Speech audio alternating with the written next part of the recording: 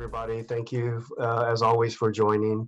I'd like to call to order the June 18, 2020 meeting of the Federated City Employees Retirement System and the Federated City Employees Healthcare Trust. Let's see. Just to remind everybody before we jump into the meeting to speakers, clearly state your names for the record and for the audio recording. So let's start with roll call. Vice Chair Chandra. Present. Thank you. Trustee Horowitz. Present. Trustee Jennings. Present. Trustee Kelleher.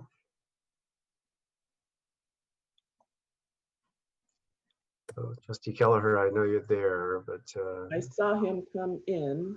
yes. Okay. Present. Oh, thank you.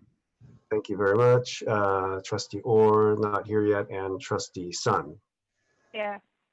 Okay, thank you, everybody. And again, good morning. A few ground rules for the meeting. I know you've heard this before, but I'm going to read this into the record. As part of the COVID shelter in place and the governor's executive order, ground rules for a public meeting include the ones that we've been working with in prior meetings. Let me read them into the record. As required by the Brown Act, all votes will be by roll call. If you are not speaking, kindly place your microphone on mute to cut down on background noise. On matters for discussion, I will call the board members in order, and each of you will have a chance to speak, and more than once if you wish. I'll also give the public an opportunity to speak on each agendized item, and again at the end of the meeting to speak on any other item that's not on the agenda that is within the jurisdiction of the board. If members of the public will wait to speak until I invite public comment, that will help keep the process orderly for all. Okay, moving on, orders of the day. The following action items on the agenda, we're going to hear these as quickly as possible during the investment section. So I'm after we get through items 1 and 2, rather than start with 4A, I'm going to ask that we advance items 3. I'm sorry. Yes, after we, rather than start with item 3A, we're going to advance items 3E, F, G, and H in the investment section, but they are action items. Vice Chair Chandra, as many of us are juggling calendars today, so I like to, I'm sure we can empathize. I'd like to help out by putting those forward a little early in the agenda. We do not have any items that require the waving of sunshine. So could I please have a motion to accept orders of the day?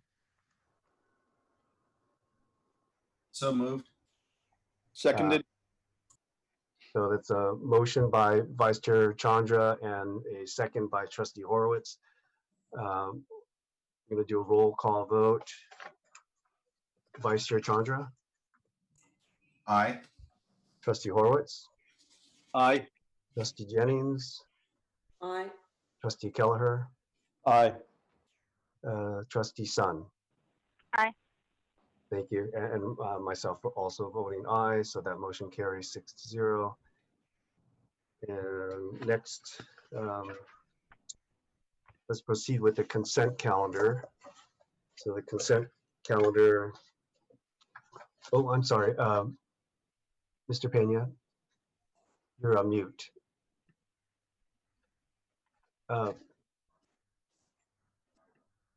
I apologize. Thank you, yes. Closed session first before consent? Yes. I'm sorry, yes, let's do closed session first. How are we going to do this on Zoom? I will put you in a break room. Oh, Okay. I will open the break room now, Okay, or breakout room. breakout room. Okay, so we just sit here and you'll take care of it? Yes. Okay.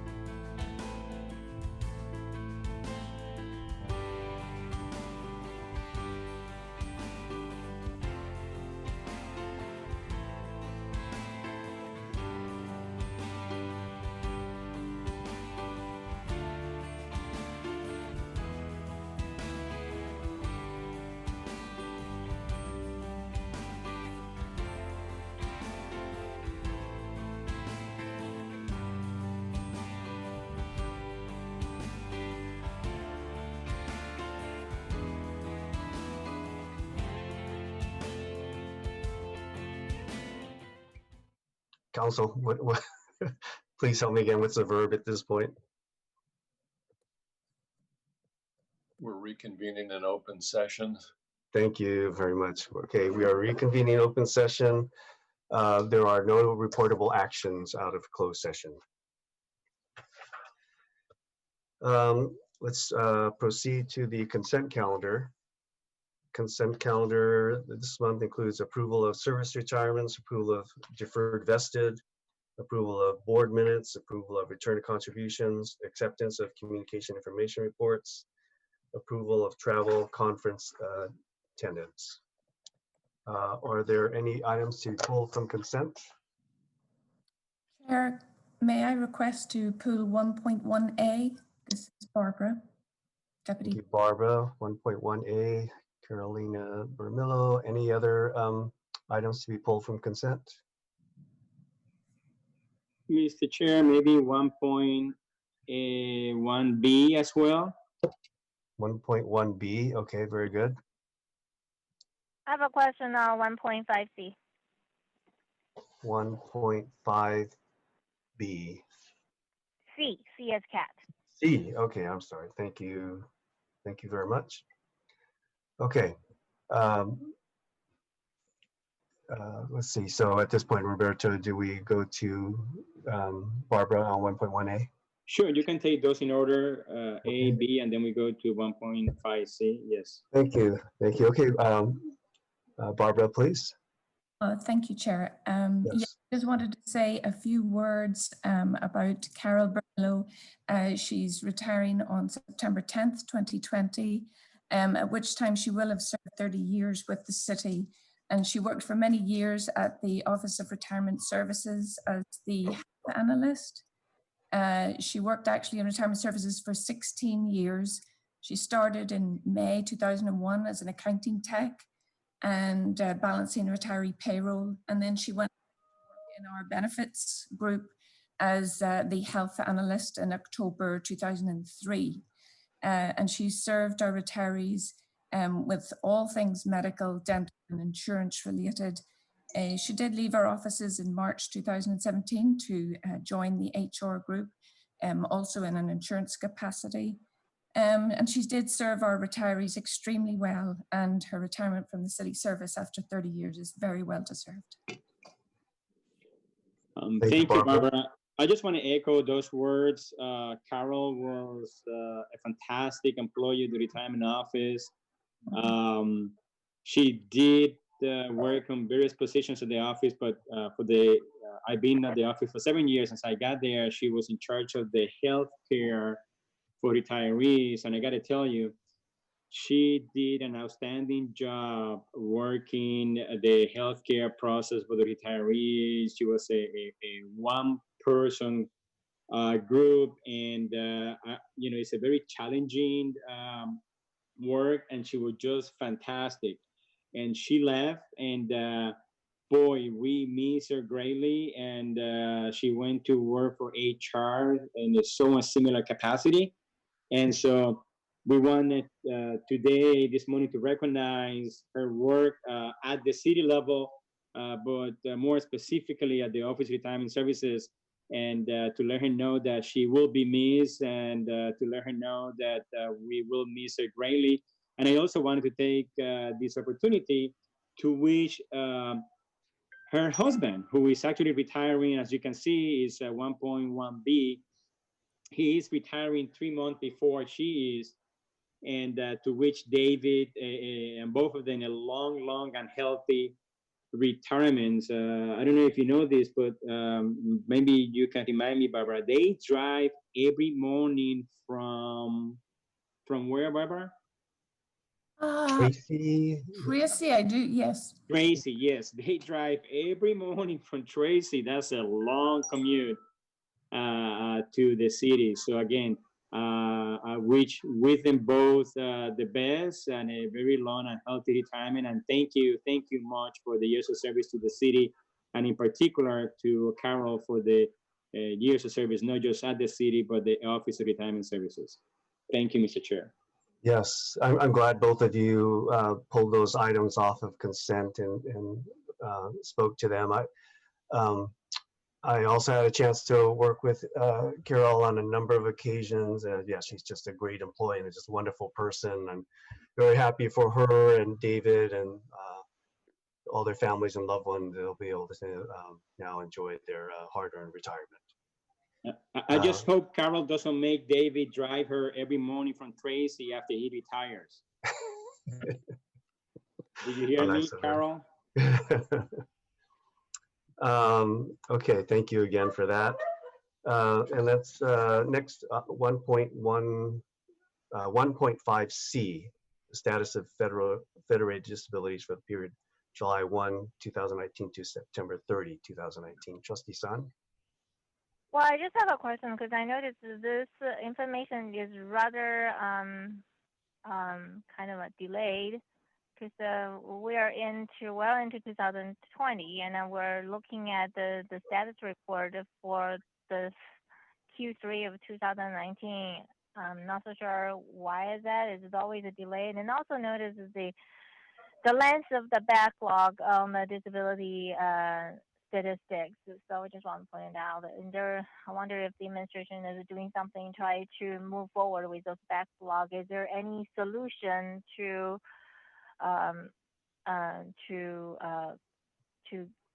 eliminate those backlog? So Trustee Son, thank you for the question. Point well taken. You're absolutely right. We produce a similar report for the police and fire, and we include that information to them on a quarterly basis. The police and fire actually have a committee of the board that actually functions as a disability committee. Your board does not have such a committee. There is a committee of disability, but it's actually formed by office staff, not by trustees of your board. And at the last agenda review for Federated, it was a request, I believe, by the chair or by council to remind the board, and rightfully so, on the statistics of the federated disabilities, which is why we included the most recent one that we have completed, which is, as your point well taken, is dated. It's as of September 30th, 2019. We fully expect the next quarter to have an updated version of this report for your board. In terms of your second question, yes, there is a backlog, and it was exacerbated by the fact that the one service that we actually stopped providing when this whole COVID-19 pandemic started was the disability process. We left it that we will only do a disability review in the event that there was a financial hardship for a member. Since there were none, we did not receive any requests for financial hardships. We actually put the disability reviews on the back burner way back since February or March. So that actually added to the backlog that you see there. Lastly, we fully expect to kick off disability reviews again, starting with the month of August. I will speak a little more during my oral update to the board, but that just goes sort of hand in hand with the return to work at the office situation. That is also sort of fluid at this point with the city. So, because of course, as you can imagine, to review disability cases, there's a lot of documents and there's a lot of medical information. And it's just a lot easier for the staff to be at the office to review that than having to scan up documents and so they can do it at home.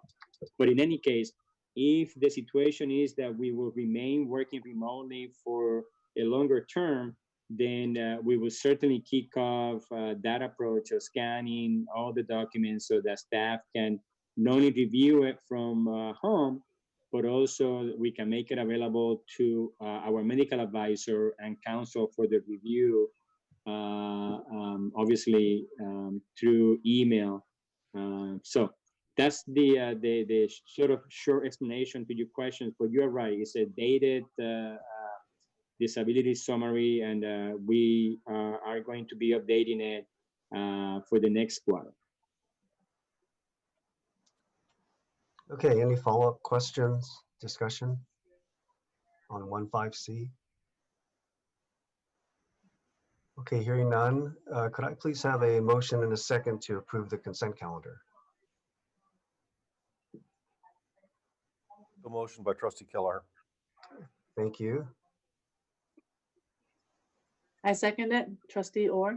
Trustee Orr, thank you. So we got a motion by trustee Kelleher, second by trustee Orr. Let's do a roll call vote. Vice Chair Chandra, Aye. trustee Horwitz, Approved. trustee Jennings, Aye. trustee Kelleher, Aye. trustee Orr, Aye. trustee Sun. Aye. I also vote aye, so that motion carries unanimously. Let's do next item 2, death and survivorship notifications. I'd like to ask for a moment of silence for those who've served the city and have recently passed.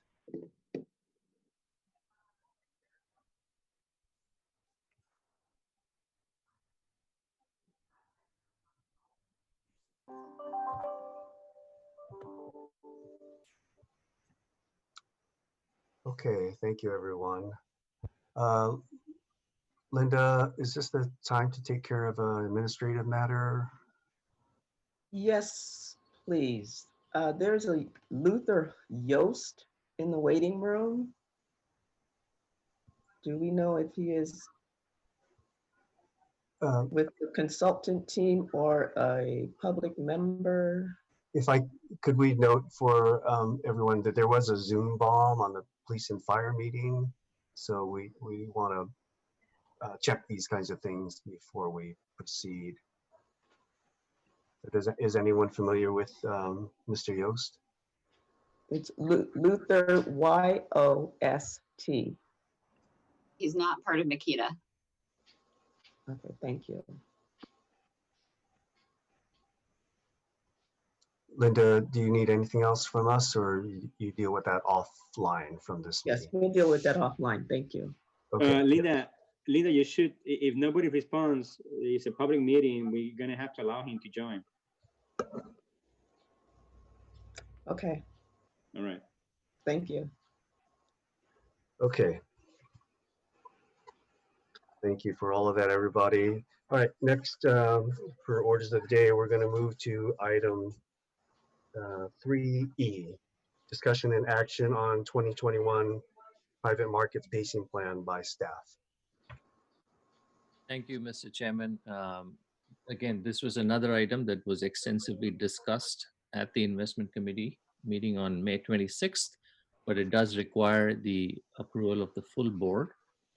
And to lead this discussion, I'm going to turn this over to Brian and Dinesh.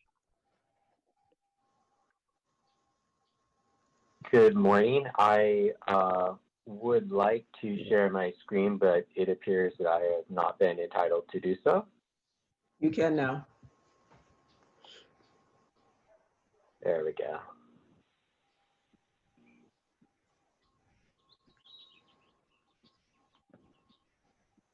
Okay, so this was discussed at the investment committee meeting last month, I suppose it was, and approved, but we are taking it to the full board.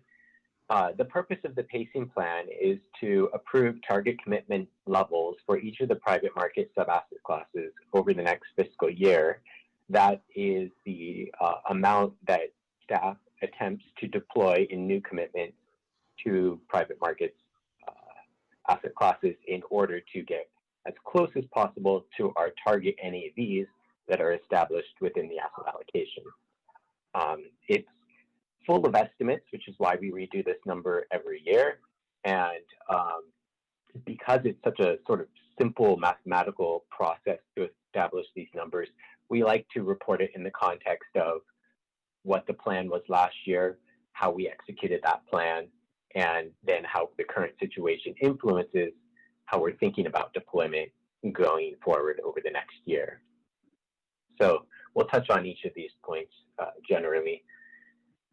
Last year, or over the last year, this is the year ended 6/30, or in about a few days, staff expects to at that point have completed, it's actually going to be 13 investments, 10 that are for Federated, 2 that we anticipated closing before fiscal year end have slipped a bit. But all in all, we executed almost precisely what we said we would do over the last fiscal year in terms of sizing of our deployment and also the particular areas that we anticipated deploying to. The one area where we felt that our estimates were not correct was in co-investment opportunities and secondaries. We believed that we weren't going to see many attractive co-investment opportunities, but it turns out that as we interact with the market more, we see more and more situations that we may have liked to participate in, but given our governance model, we couldn't execute on. So that's something that we'll probably discuss in the future with the investment committee and the board. But all in all, it was a very successful year. The changes in the market environment recently are leading to a great deal of uncertainty. There were some changes in the asset allocation that result in differences between the pacing plan that we presented last year and the pacing plan we present this year.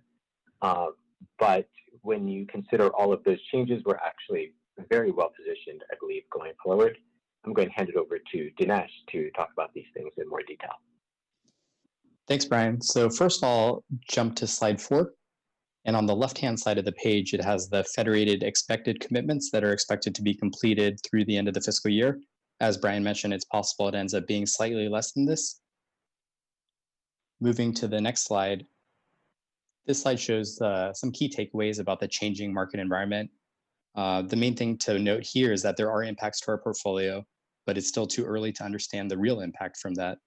The Q1 valuations that we've received from private managers so far have a mix. There's been some funds that have been marked down, some that have stayed the same, and some that have been even marked up. So it's still too early to tell the true impact to our portfolio. The bottom of the page has an interesting timeline of the expected impact of the current market environment on vintage years. What you'll see is that before 2013, those are the vintage years that are affected the most by COVID. And there's a positive impact from 2017 forward, where managers have capital available to make new investments and capitalize on new market opportunities. Our plans are well positioned because we are more heavily weighted towards the more recent vintage years. So there's dry powder available for those managers to make new investments. Moving to the next slide, slide 6. This slide shows the NAV forecast for the next 10 years, which are the foundation for creating the pacing plans. In the chart in the middle of the page, Federated is at the top. I'll note one change from last year is that the growth of plan assets was modeled using the asset allocation expected rate of return, whereas in previous years we used the discount rate.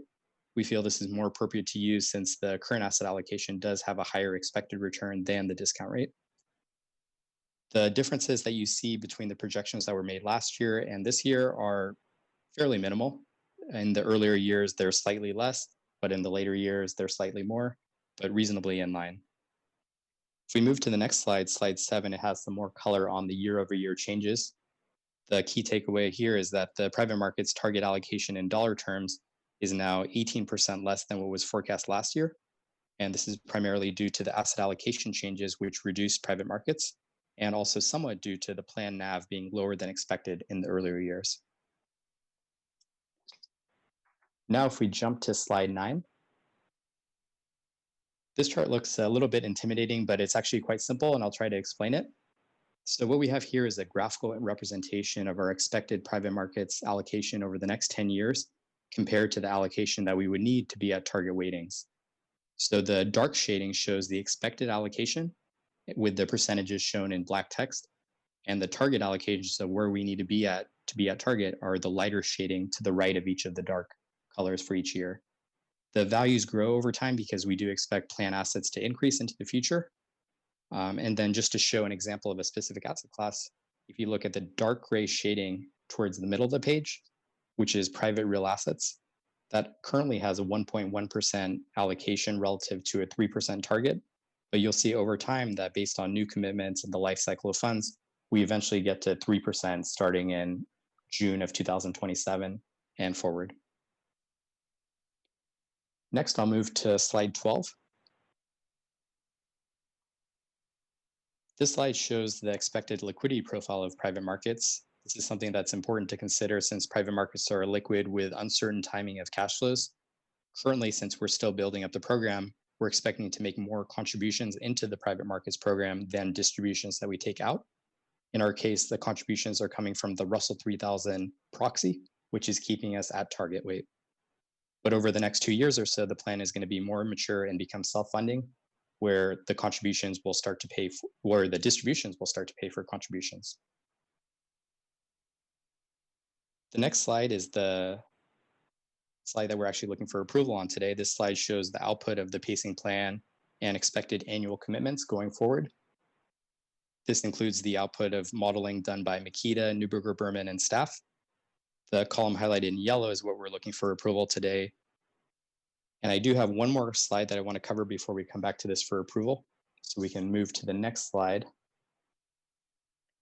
And here we talk about expectations about how we intend to deploy the pacing plan. Last year, we were able to provide more transparency about the types of investments that we expected to make and deploy capital. But this year, we aren't able to provide as much transparency, and there's a few reasons for this. The first being that we've already had consistency in the private markets investing over the last few years. The portfolios are well positioned with vintage year exposure for the 2017 through 2020 vintages. Those are the ones that are most positively impacted by COVID. So those managers do have capital available, are starting to act on opportunities, and we as staff don't feel any rush to put capital out since there's no obvious gaps that we're trying to fill or money that we need to put to work to take advantage of the current market opportunity set. The next reason is that there's also a smaller dollar value that needs to be committed this year compared to last year, mainly due to the asset allocation changes. And what we're seeing is also a shifting supply-demand balance where our capital is becoming more valuable now and seeing more of the illiquidity premium. There's cases where capital has dried up and we're able to get better economics, better terms than we were in the past. And lastly, we think that there's going to be more secondary and co-investment opportunities that are going to be compelling. As Brian mentioned at the beginning, there weren't as many that we saw or expected to see last year, but in the last few weeks and months, we were starting to see more of those. We shared a few examples at the investment committee of specific things that we had looked at, but didn't feel that we wanted to move forward with yet. But we're optimistic that we're expecting to see more. Overall, we're going to continue to be patient and actively seek out opportunities and remain ready to act with the capital that's approved in the pacing plan. And with that, I'll pass it back to Brian for wrap up. Great, thanks, Dinesh. So I have moved the slide back to the recommendation that we're making for approval. It is highlighted in yellow here. Obviously, we're just talking about the Federated section. Certainly happy to address any questions that board members may have. Brian, could you remind me, how was the pacing plan impacted by the asset allocation changes we made recently? Sure. So I will go back to that slide 7 here. So if you see on the top left of the page, the previous target allocations to private markets versus the current target, those highlight the effects of the, I believe there were 2 asset allocation changes over the last year, effectively reducing our target allocation to buyout from 10% to 8%, reducing venture from 5% to 4%, and reducing private debt from 4% to 3%. Okay, yeah, thank you. Okay, questions, comments? Other discussion? Oh, Trustee Horowitz, you're on. Yes, can you hear me? Yes, thank you. Right. So thank you for the presentation. And I also appreciate the Makita white paper that was included or was referenced in the presentation. And I appreciate that, of course, we're looking for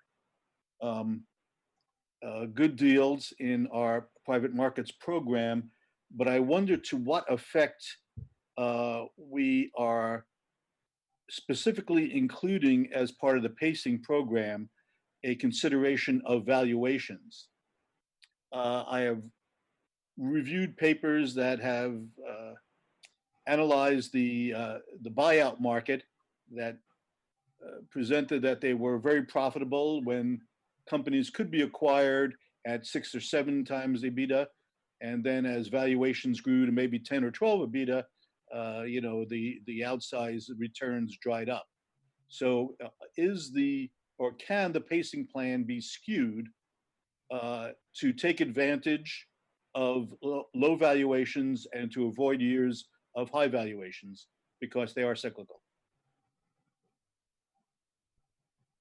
I love that question because that, I think, gets to the core of why are we in private markets and what is our strategy within private markets. I think the question applies not just to buyout, where most of the research, I think, is readily available, and that's what you reference. It applies similarly in the other asset classes.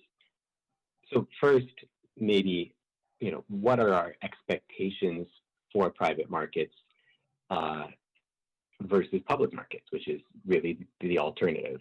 And of course, we rely on Makita and other data sources that are available to come to the conclusion that the forward-looking returns in private markets would be somewhat above public markets. Of course, that's not going to be true in every period, but we think that over long periods of time, that will continue to hold true. We see that valuations are quite high in public markets also. So while high valuations are certainly a concern in private markets, and when we were looking at specific deals over the last year or 2 years, really even 3 years ago, one of the main points of discussion is always, are valuations too rich?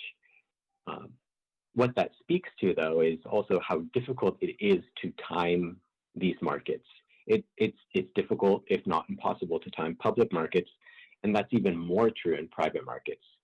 Because when we commit to a private equity fund or any fund, we're generally expecting that commitment to be invested over the course of many years rather than just immediately. As a result, it's very important that we stay consistent in making new allocations across these private market asset classes. And that's really what we're trying to accomplish within the pacing plan, is how do we get the vintage year diversification and how do we stay invested, since we cannot accurately predict what vintages are going to be better than others. That being said, within each of the sub-asset classes that we're looking at, we are trying to target strategies that we think will do better over the next 2 or 3 years and have better investment opportunities than others. And that does certainly incorporate valuation. It also incorporates, how do I say this, less favored asset classes, which may not necessarily be prone to lower valuations. And it could also target certain managers who we feel have outsized capabilities within a subsector so that they can navigate a higher valuation environment.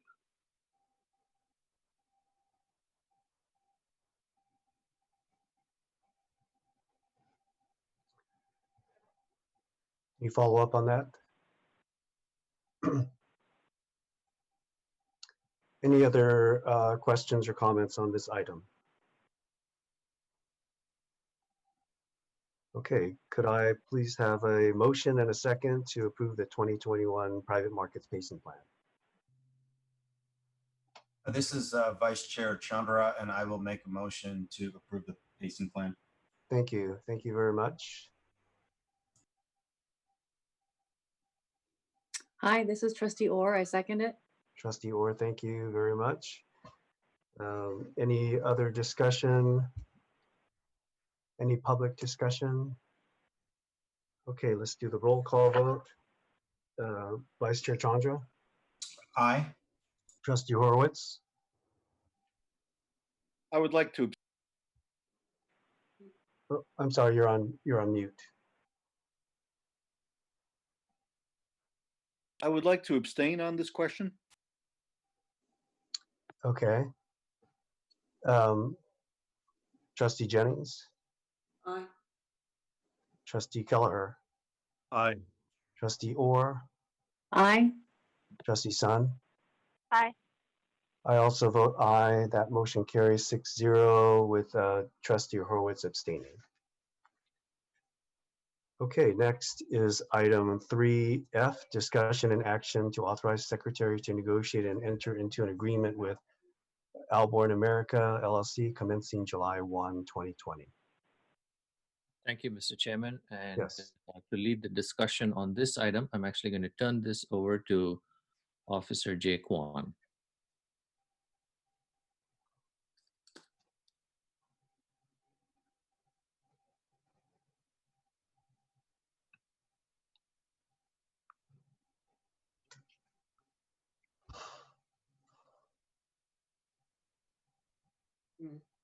I can see he's trying to connect with audio, but it's a little slow.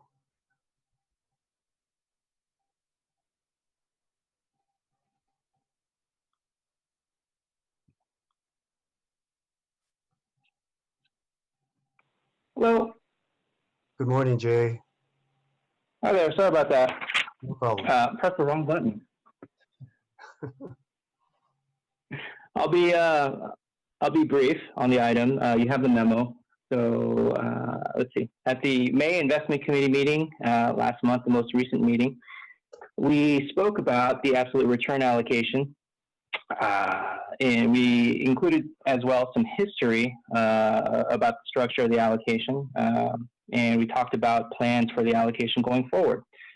So if you look back, the consistency of the year-over-year shrinkage of the capital allocation to hedge funds has been quite striking over the past 4 or 5 years.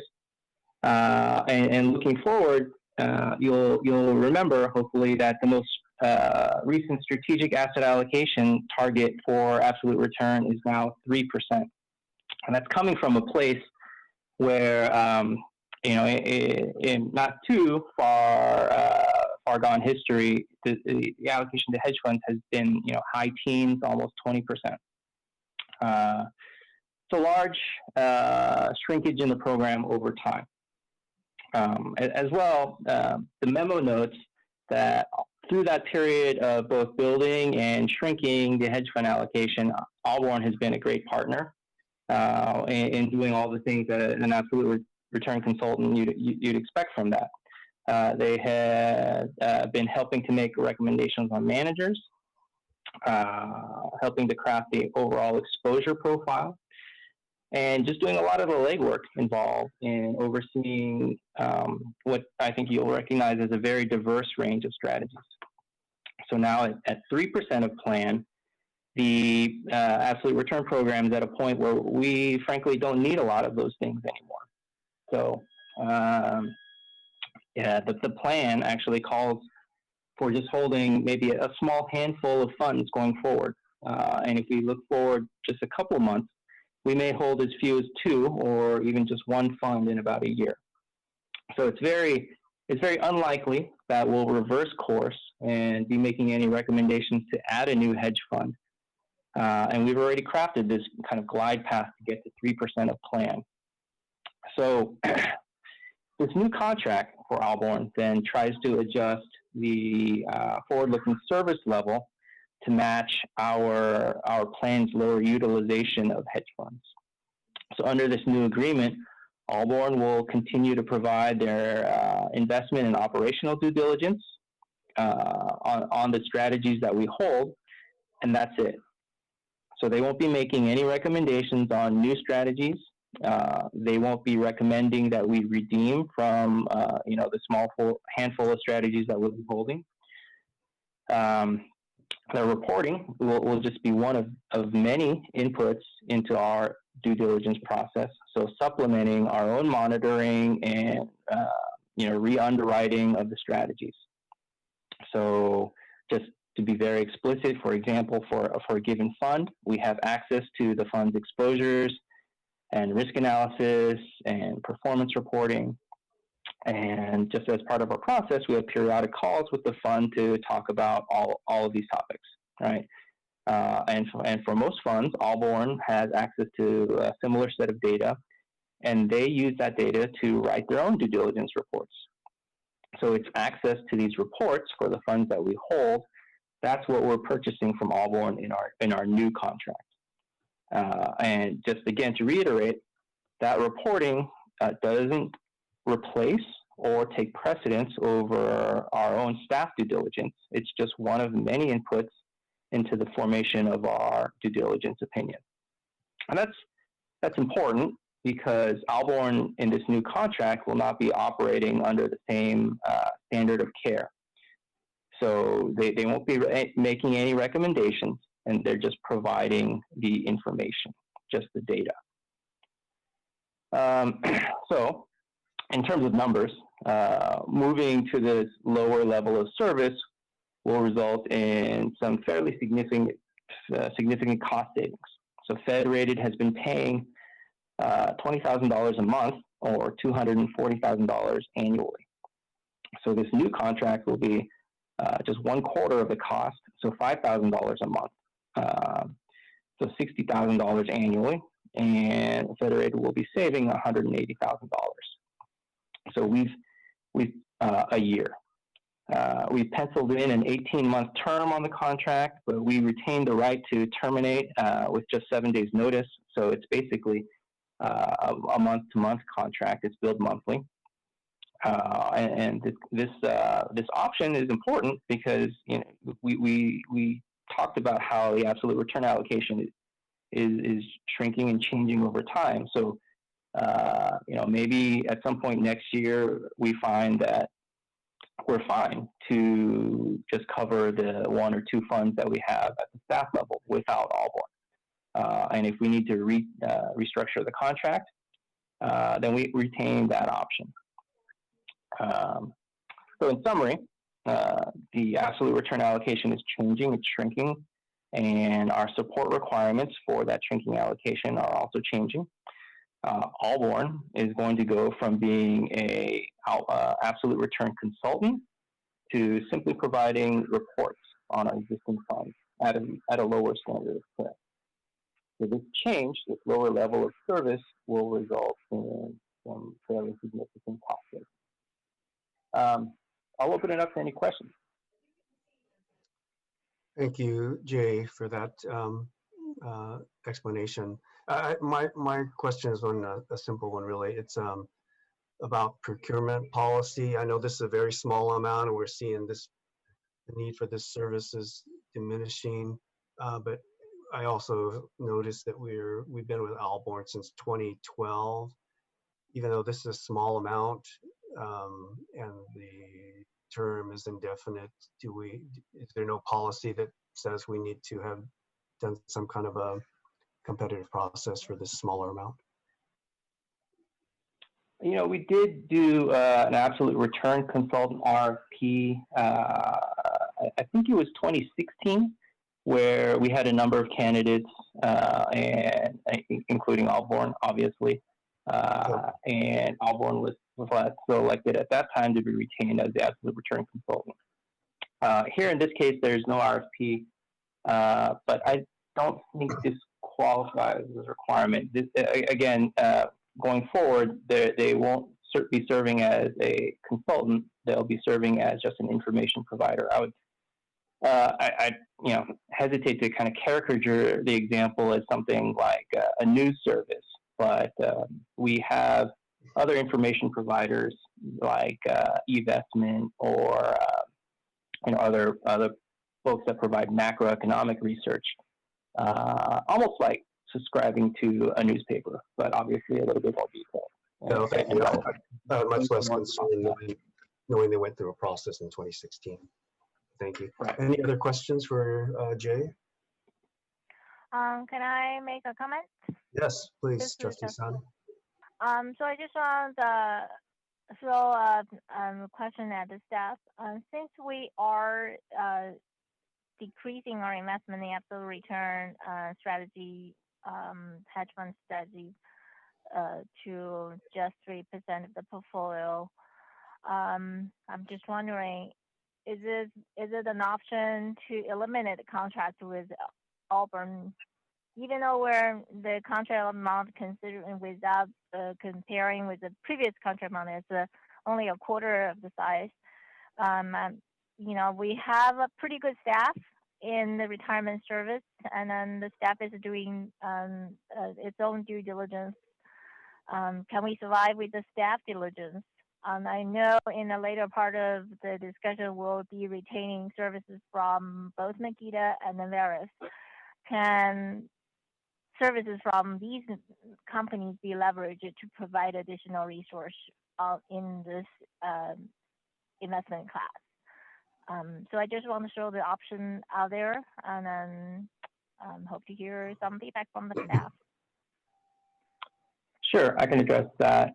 So as we noted in discussing this, we retain the option to terminate the contract basically on a month-to-month basis. So even though this is penciled in for an 18-month term, let's say, you know, if 6 months from now we get to the point where we're holding just one or two funds, and you know, maybe staff really lives up to your expectations there and is able to cover those funds ourselves.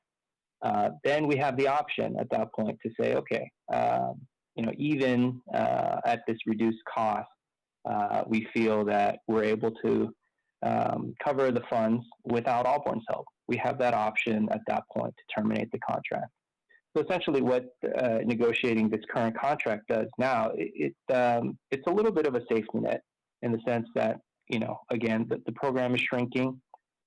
We're shrinking our support level, and we have protection to the downside here where if we feel that we don't even need this level of service, we have the option to terminate.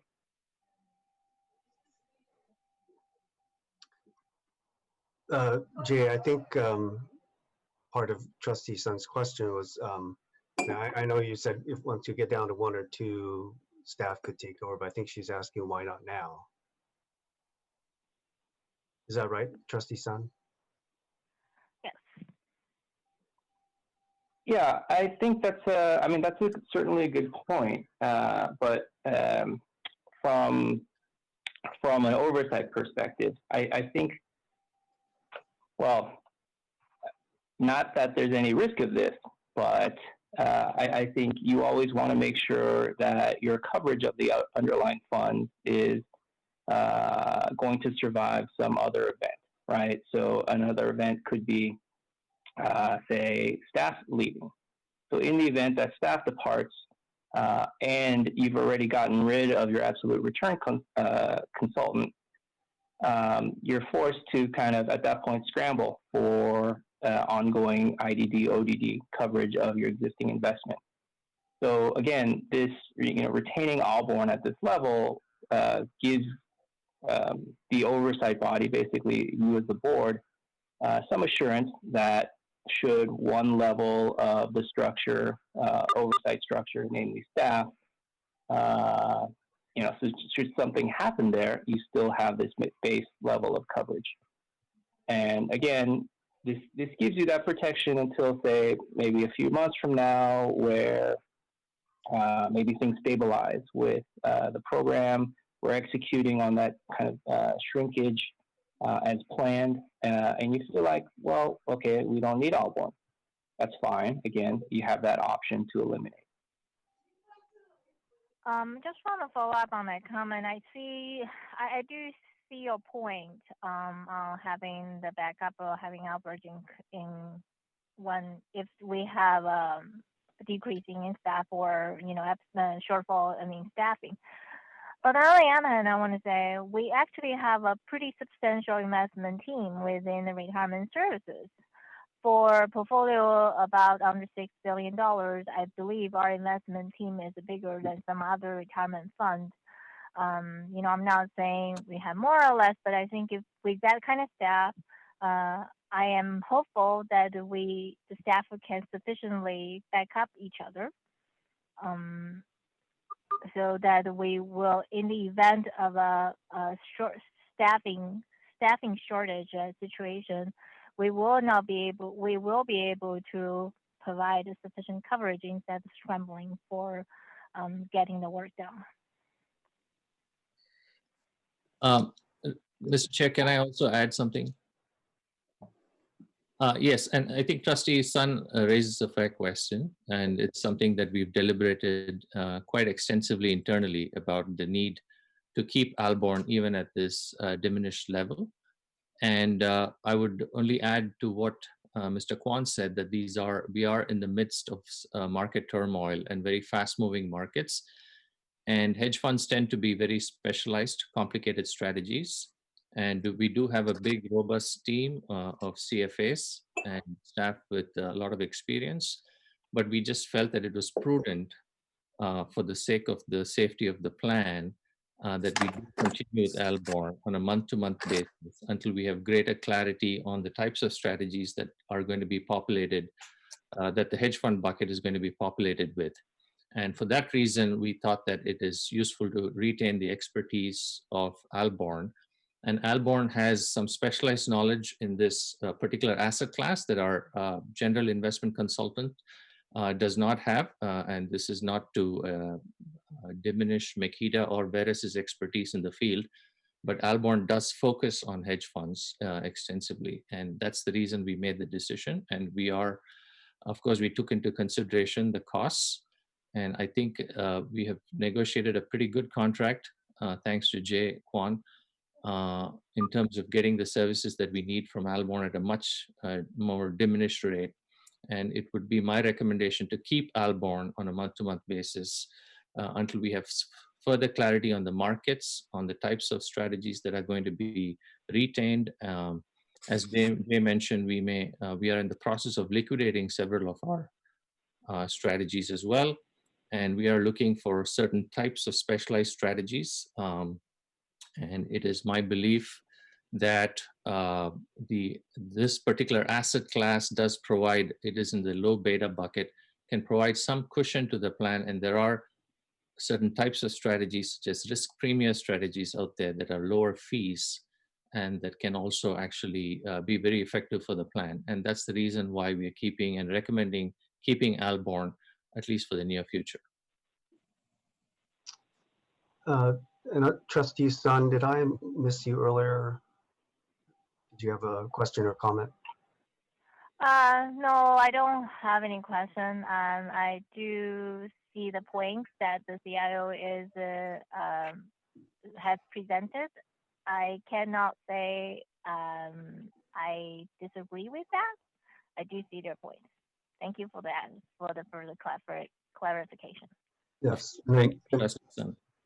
And Trustee Orr, did I see that you had a question or comment also?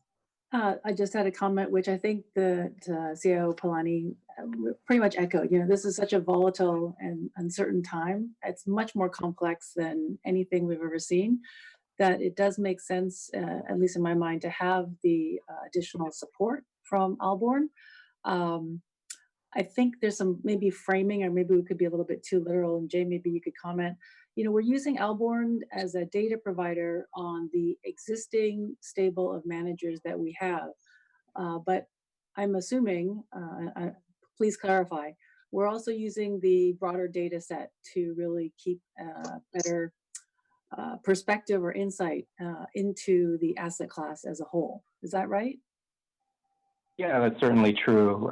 Just because we're holding a reduced subset of funds doesn't mean that we're not monitoring the space at large. So there is, as remote as the possibility may be, there is a possibility that in the next strategic asset allocation, or even a few years down the line, the allocation to hedge funds or absolute return increases. So at that point, we'll want to be ready to, make additional investments, and to get there, we'll need to keep monitoring the asset class. Alborn will be a part of that monitoring process. Thank you. That's exactly what I wanted to highlight. Such a deluge of information, we need to have a way to triangulate sort of best investment data and principles for the plan. Thank you. Okay. Other questions or comments? My only comment is I think that retaining them is very prudent. Okay. Thank you, Trustee Kelleher. All right.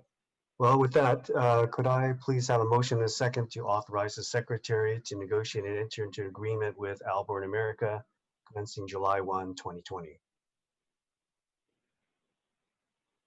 This is Trustee Orr, so moved. Thank you, Trustee Orr. This is Trustee Kelleher. I'll second the motion. Thank you, Trustee Kelleher. Any other discussion? Is there any public discussion? All right, let's do the roll call vote. Vice Chair Chandra. Aye. Thank you, Trustee Horowitz. Aye. Trustee Jennings. Aye. Trustee Kelleher. Aye. Trustee Orr. Aye. Trustee Sun. Aye. I also vote aye, so that motion carries unanimously. Thank you, Jay, for that presentation and help there. Moving on to 3G, discussion and action to authorize the secretary to negotiate and enter into agreements for consulting services. Mr. Palani? Thank you, Mr. Chairman. So I'm going to give some background here first in order to frame this particular agenda item. So we have two consultants now on the investment side. We use Makita as our general investment consultant, and we use Veris as our risk consultant. And we've had both these consultants since I joined the team in March 2018. I've had the opportunity to work with both consultants. And it's always, of course, prudent practice, no matter how satisfied you are with your existing service providers, especially as a public agency, to go out and verify from time to time what other service providers are available out there. And to that extent, we issued an RFP at the beginning of this year. And one of the thoughts that the investment team had was we have two different consultants. Why not issue a combined RFP in the hope that perhaps there could be some cost savings? And so we actually issued one RFP, both for general investment consulting services as well as risk consulting services. And the RFP was open, and for 6 weeks, we actually got 3 responses back. Both incumbents actually applied for the totality of the services, as well as another consulting firm by the name of R.V. Coons. And once we got those responses back, the investment team actually read through all the RFPs, and we had a scoring system where we scored the RFPs and we ranked them. And R.V. Coons, as it turned out, finished third. They did submit a strong and competitive bid, but they did finish third in the process, in the ranking process. Now, Veris and Makita scored very highly in staff's ranking system and finished very close to one another. And in reviewing the responses and in thinking about their services, staff then felt that, both consultants together bring something more than just having one consultant. But the issue with that was both consultants had submitted RFPs for the totality of the services at a cost of about $800,000. And if we actually, the present arrangement with both consultants is that they cost about $975,000. So that's a cost of another $175,000 or more. So on the one hand, the investment team felt that having both Veris and Makita brought something to the table, something extra to the table that we would not get if we had only one consultant, but that cost a little bit more. So following our ranking process, we actually discussed both IC chairs also for both plans, reviewed the RFPs, and the investment team had a call with the IC chairs. And the IC chairs were generally in agreement with staff's viewpoint that it's better to have both consultants. So we then took this question to the full IC on May 26th, and we posed the question to the IC. Should we just go with one of the two consultants who both finished very strongly and are fully capable of providing the services? Or does the IC feel comfortable giving staff to negotiate with these firms to see if we can actually retain one or both with some cost savings? And that's exactly the direction that we got from the joint IC on May 26th. The IC did express a preference to go along with the investment staff's recommendation that there is value in having both consultants, and perhaps staff can go back and talk to these investment firms and see if there are further cost savings that can be obtained. And that happened on May 26th. And following that, we did have extensive discussions with both consultants. And the result of those discussions and negotiation is actually the recommendation that we are making today. And I'm going to give you some details here. So the investment team decided that we would continue to have Makita as our general investment consultant and Veres as our risk investment consultant. And Makita's current contract is $680,000. And staff felt that that was a fair price for the services that they provide. However, we were able to negotiate certain things. So under the existing Makita contract, for the price of $680,000, Makita will actually, in addition to its ongoing manager due diligence, provide up to 3 reports on private markets. And for free of cost, along with the $680,000. And the price of each report is $35,000. So 3 reports free of cost, and an additional 3 reports at $35,000 each. And that is the existing contract. And what staff was able to negotiate was that for $680,000, the same price, Makita would actually provide all 6 reports free of cost. So which is a dollar value of $105,000. In addition, staff also was able to negotiate having Laura Weirick as our lead consultant in the new contract. And should, for whatever reason, Makita choose to change the lead consultant for this particular assignment, that staff would have the veto power over that and the power to approve the new consultant. In addition to that, Steve McCourt, and I believe you will hear from Steve later this morning, who's the CEO of Makita, has also agreed to address our board as and when his schedule permits. Now, the one thing that Makita did request is that after 3 years, that they be awarded a 3% raise, which staff felt very comfortable with. And when we go back to our recommendation, I will actually talk about that. Now, moving on to Veres, Veres is currently at $295,000. And staff felt that a fair price for Veres would be $250,000. And that's the sum that we negotiated with Veres, $250,000. So it's a $45,000 saving. In addition, staff also was able to add in the contract that Eileen Neal, our lead consultant, who again scored very highly in the review process, will be the primary point of contact for San Jose. And if there was a change to the lead consultant, then once again, like Makita, the provision with Makita, staff will have the option of saying yes or no to a new consultant. In addition to that, something else that was significant that staff was able to obtain from Veres is access to Veres's entire manager due diligence database, which is actually quite significant. But I did promise Veres that we would use it judiciously and as and when we need to augment or supplement Makita's research. In addition to that, one other point that we were able to negotiate with Veres is that for any ad hoc meetings, such as a meeting of the retirement working group, etc., or making a presentation in front of city council, that Veres will not charge us, which was not the practice previously. So all of this was, I think, to our satisfaction, the negotiation and the cost savings. And we feel very comfortable with the numbers. And we are actually very thrilled with the fact that Makita and Veres agreed to all this, and they showed a lot of flexibility and willingness to work with us. So with that, Mr. Chairman, I'm happy to take questions. Thank you very much, Mr. Polani. Questions or comments?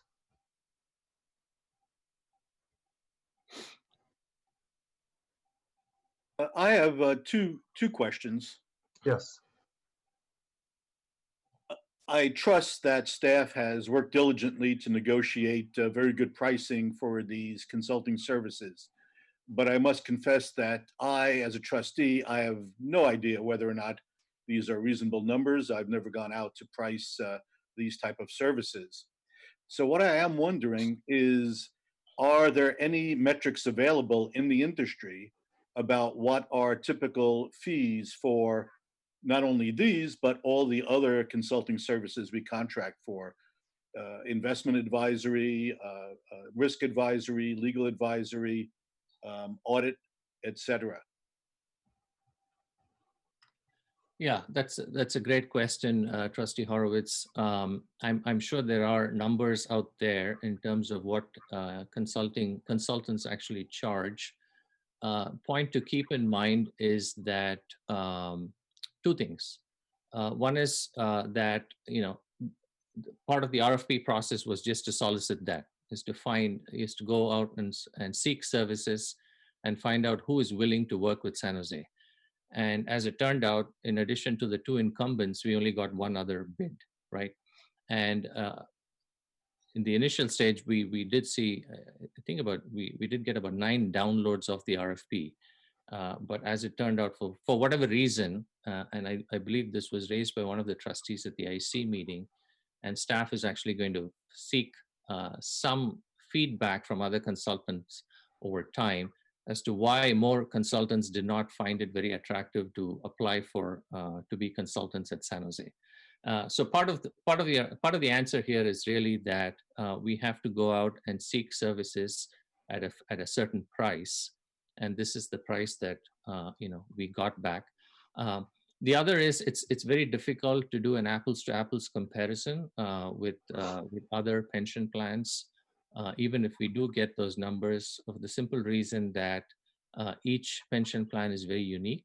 San Jose is unique in the fact that we have 2 boards and not 1 board, and that makes it twice the work as opposed to synergies, because we have trustees with very different opinions and feedback on various asset classes. And not to mention the fact that it is twice the work in terms of coming to board meetings and so on. So to answer your question, I don't know if we can effectively benchmark this the way you are thinking about this, other than to say, is to periodically issue an RFP to go out and see who wants to work with us and what is the price. Well, allow me to suggest that perhaps Calipers might be an appropriate organization to benchmark amongst its members. I participated in a similar type of survey with the Semiconductor Industry Association, where we looked at various inputs and operating metrics for all members. And I do take your point that, of course, we have unique circumstances. Our multiple boards certainly make it more difficult to operate in many ways. And I'm very curious to follow up on the other trustees' suggestion to understand why there were so many downloads and yet so few submissions to the RFP. So that's certainly something we should try to understand, why perhaps San Jose is not attractive to do business with. Perhaps it's merely our size that makes it unattractive. Well, and thank you. That's a great suggestion in terms of canvassing feedback from Calipers, and we'd certainly keep that in mind as we attend future roundtables at Calipers. And just a data point here, we've had other consultants previously. Callan was one, and NEPC was another. And by the way, the consulting industry is also consolidating, and there are fewer and fewer consultants now. In the course of my career, I worked with Tower Spirin, Watson Wyatt, Ennis Canup. All of those consulting firms no longer exist, or they've been subsumed by other consulting firms. So there's fewer choices there. But both NEPC and Callan, our former consultants, do exist, and they chose not to respond to the RFP, which is quite telling to me. I certainly take your point about consolidation, and there may be some areas, for instance, I'm thinking Cortex, how many consulting firms are out there that do pension governance consulting in North America? I can't imagine. There's a very long list. So perhaps just even knowing how many people serve a particular niche would help us calibrate how competitive the bidding is. My second question, and we've discussed this in past meetings with respect to staff time, is the 50-50 split of these costs between Fed and police and fire. It was justified that staff time was reasonable to split 50-50 because it seems that the Fed members generated as many questions and requirements for service among staff as police and fire. I'm not sure the same justification holds sway here, where the assets under management for police and fire are twice that of Fed. Obviously, this is a longstanding assumption and amortization of costs, but perhaps you can explain or justify why we should be paying half the cost of both of these advisory firms. I think the asset split is maybe 60-40.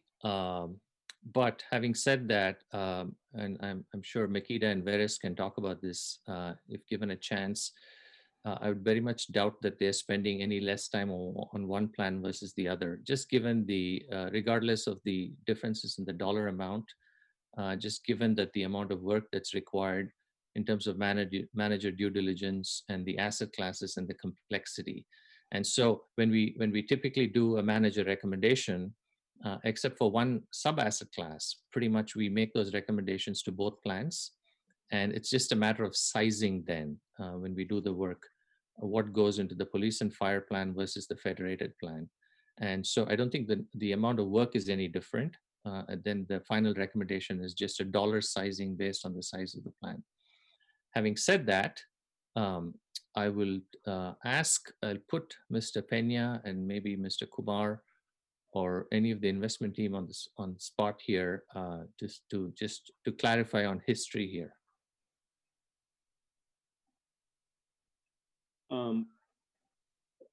Thank you, Prabhu. You are correct. It is a 60-40 split in total assets between the police and fire and federated. I think the question that Trustee Horowitz raised is a fair question. And Trustee Horowitz, as you know, when we work on the budget for the office, we do split the investment area about 60-40 based on asset size. But that's just for the budget. These investment expenses are not really part of the administrative budget. And I just, I will also defer to Ron because he does have institutional knowledge and a lot more experience working for the office than I do. But I will have to sort of, generally speaking, echo the words by the CIO Palani in terms of the work and the effort associated with consulting for the plans. I'm going to be less impacted by the asset size than it is by the complexity of the asset allocations and the work needed to be done, not only with staff, but also at the board level with the different backgrounds and input from trustees. So that's really all I can offer. I know I'm not answering the question directly, but again, in terms of even perhaps more history on evolution of this issue, I would just defer that to Ron. Thanks, Roberto. In the past, the two plans have had separate investment consultants, and the cost of those the consultants were separately charged to each plan, and it was quite costly. And with having one investment consultant for both plans, it brings in economies of scale, and it's a better workflow for staff as well. Hopefully I'm answering your question there. Can I take on some comments? Please, Trustee Sun.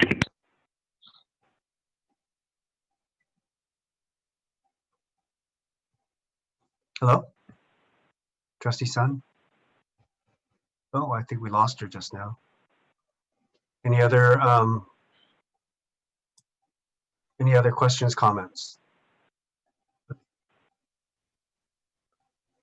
I'm a little hesitant to move forward, knowing Trustee Sun wanted to make a comment and we lost her.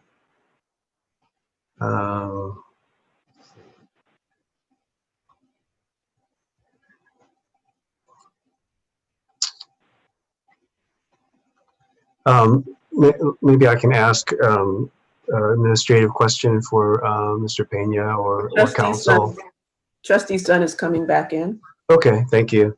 Yeah, and while she's doing that, do we need separate actions on these two contracts, separate votes by the board, or do we do this as indicated on the agenda? Yeah. I think is, go ahead, Prabhu, you were going to say something? I was just going to say thank you, Mr. Chairman, for the question. What we did with the Police and Fire Board is we took both recommendations together, and I did have something to add to the recommendation, which I will once we go through all the questions. Okay. And is Trustee Sun back on?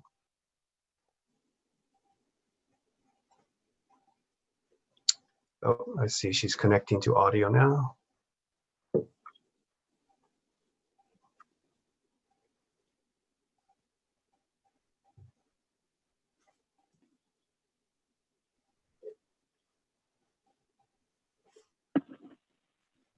Hello.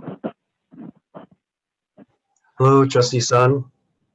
Welcome Sorry, back. I was disconnected. So anyway, I just want to tag on some comment to what Trustee Horace mentioned about splitting the cost. I think that has been a point I tried to make during the last 2 years of budget sessions. I have asked for the whole board to look at splitting some common shared costs by asset size. You know, I think if you take another look at it as size of both plan, splitting 40-60 is no longer valid. My last calculation shows that this distance is actually greater. I think police and fire is over 60%, and actually Federated is under 40%. So I'm not saying we should make a decision now. I think we should keep that in mind. And there are many factors impacting the work. Just to say, it's a very hard to detail the workload on a specific.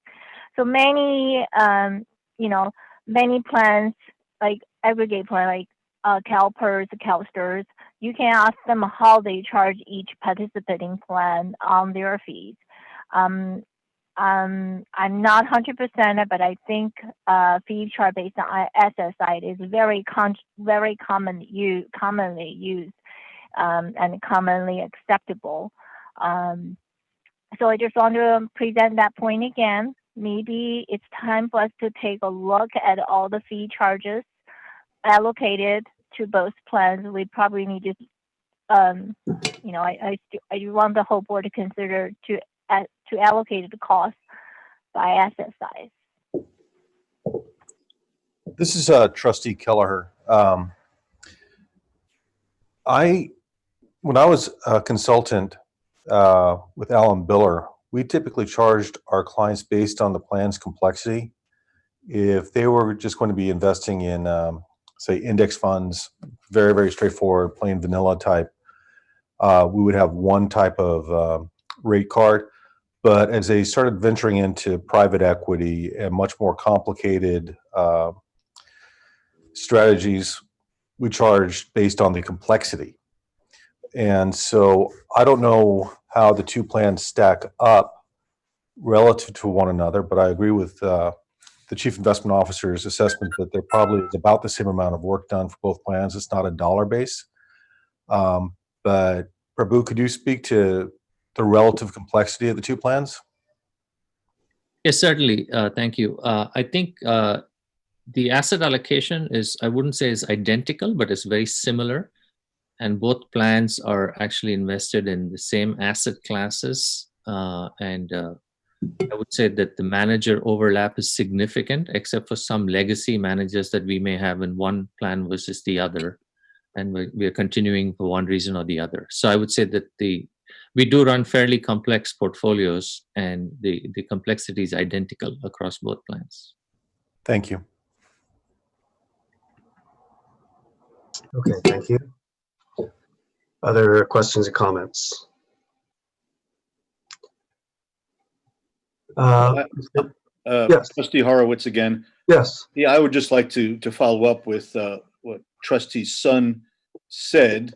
I'm perfectly willing to go ahead and approve these contracts, but I think as a separate item, I believe we should undertake a review of the allocation. It seems like complexity is not a reason why these plans should be, the cost should be allocated 50-50.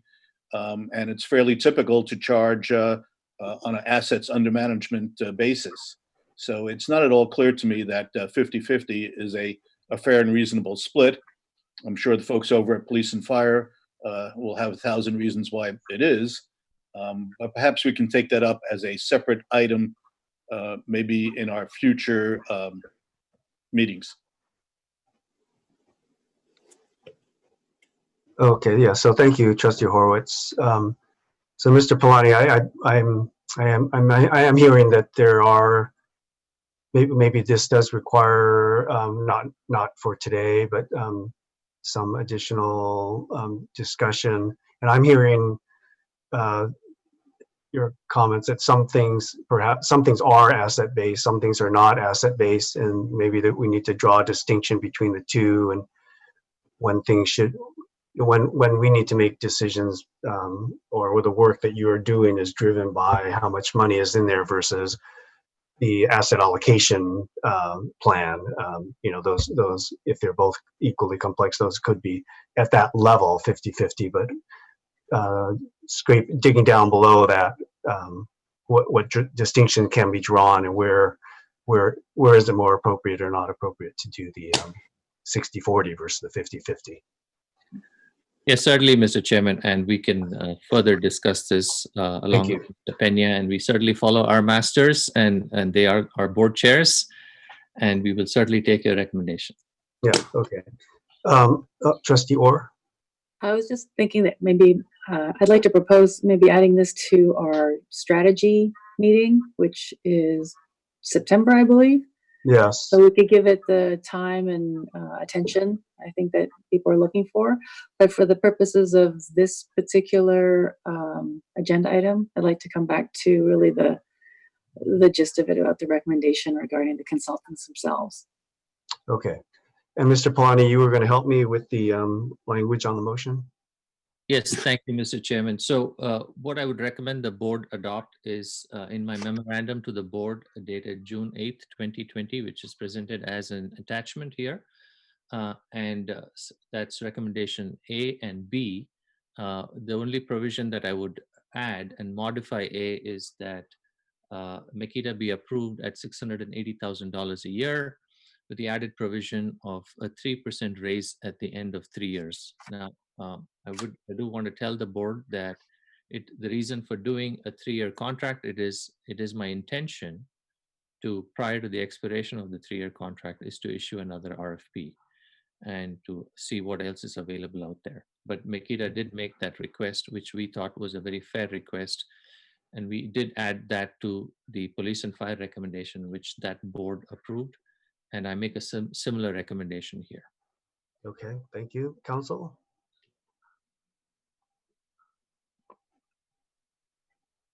Thank you, Mr. Chairman. Not with regard to the motion, but with regard to the concern and interest to explore the administrative and investment cost split.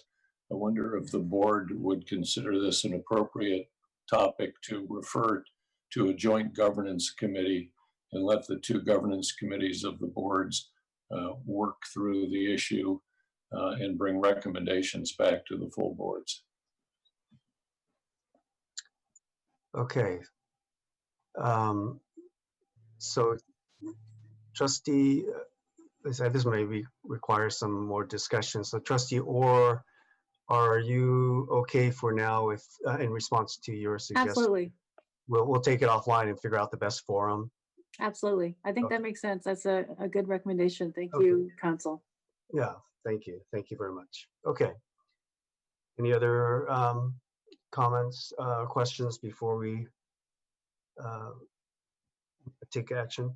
So with that, I need a motion and a second, please, to authorize the secretary to negotiate and enter in agreements for consulting services as described by Mr. Polani in the June 8th memo, with the added provision of the 3% COLA after 3 years. So moved by Trustee Horowitz. Thank you, Trustee Horowitz. I second it.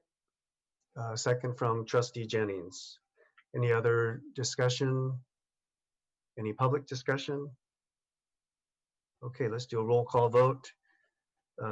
Vice Chair Chandra had to leave. Trustee Horowitz. Aye. Trustee Jennings. Aye. Trustee Kelleher. Aye. Trustee Orr. Aye. Trustee Sun. Aye. Thank you. I also vote aye. That motion carries unanimously 6-0. Okay, moving on to item 3H, discussion and action to authorize the secretary to negotiate and enter an agreement for custodian banking services commencing October 1, 2020. Thank you, Mr. Chairman. And Yes. again, this was an item that was presented to the Investment Committee, Joint Investment Committee on May 26th. And I'm going to turn this over to Laura Wyrick and Ron Kumar to lead the discussion. Okay, good morning, Laura. Great, good morning. Let me go ahead and share my screen and see if you all can see it okay.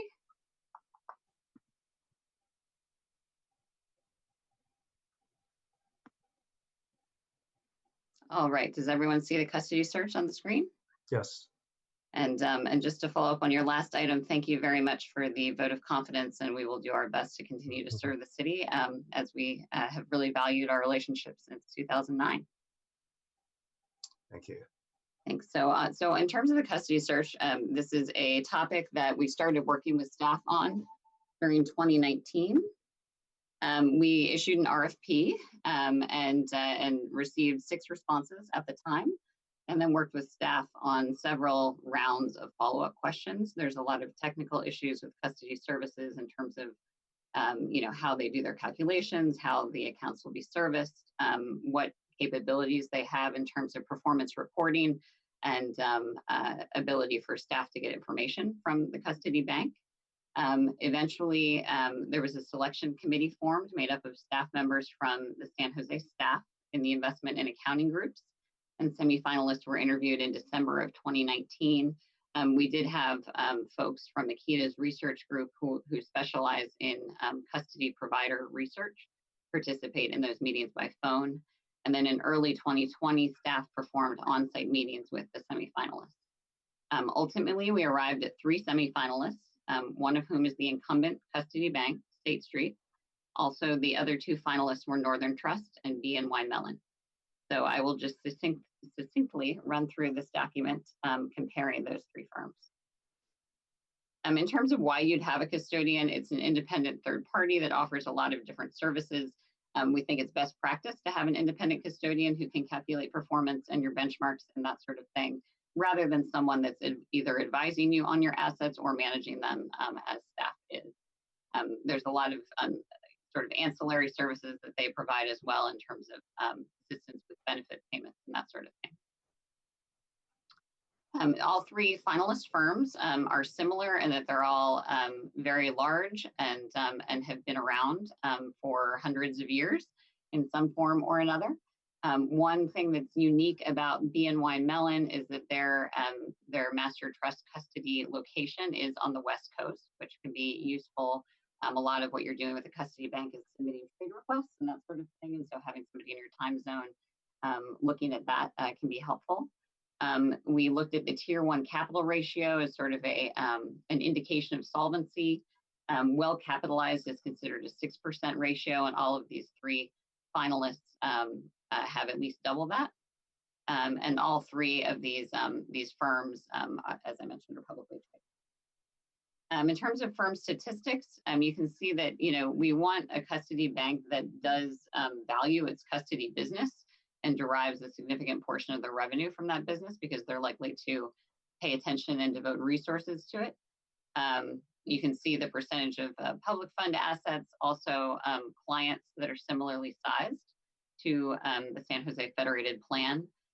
One thing that does stand out here is that both Northern Trust and BNY Mellon have earned new client business over the past 5 years, whereas State Street has lost client business over that. All three of these firms check out on the basis of the technical capabilities that they offer in terms of accounting and reporting and their technological systems. These were a lot of the questions that we went back and forth with staff on and asked follow-ups, but we're satisfied that any of these three custody providers could service the plans given your needs. In terms of people, one would think that things like performance measurement and how much money you have in a certain account are very cut and dry, and anybody can sort of look at that information and give it to you in a timely manner. But we do find that there are big differences in terms of client service between different custody banks. We do want someone who, when staff or Makita says, well, why is there this discrepancy in this account, gets back to you in a timely manner, rather than saying, we'll have our team look at it, and you don't hear from them for some time. So we did look at the experience level and the number of team members and where they're located for these finalists, and believe that each of them would be able to provide adequate client service to the plan. The fee summary is shown on page 8. You can see here the incumbent's fee was the highest, which Ron Kumar will touch on. They did come back with a revised proposal on fees, but BNY Mellon was the most attractive with a proposed fee much, much lower, almost $400,000 lower than what the plans are paying now. So in summary, San Jose staff is interested in recommending BNY, and Makita is very comfortable with that, given their capabilities, their client service team, where they're located, also the significant fee savings. And we have had good experiences with BNY on other clients with which Makita works. So I will allow Ron Kumar as well, who was the person who spearheaded the search, to talk about staff's recommendations. Thank you, Laura. Let me. And so, while Laura switches over, so we've had State Street on the Federated plan since 2011. Prior to that, State Street was PNS custodian since the 1990s. As Laura mentioned, the RFP process. We went through a number of meetings, number of interviews, and as well as I performed due diligence, on-site due diligence of Bank of New York and Northern Trust in Pittsburgh and Chicago. Some of the items that we looked at, and I'm trying to share my screen here.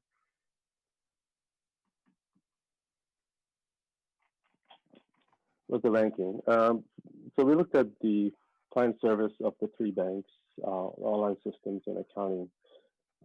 We felt, the team felt, the accounting team as well as the investment team felt that BNY's platform was much better than State Street and Northern Trust. Northern Trust systems were comparable to BNY.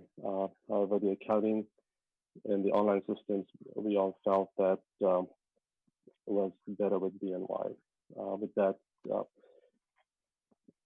that's the reason why we recommended BNY. Also, as far as fees, State Street came back after we had met with the IC and recommended BNY, came back with a fee concession. For Federated plan, they're looking at $200,000 for pension and $23,000 for healthcare, which is total to $223,000 versus $206,000 for BNY.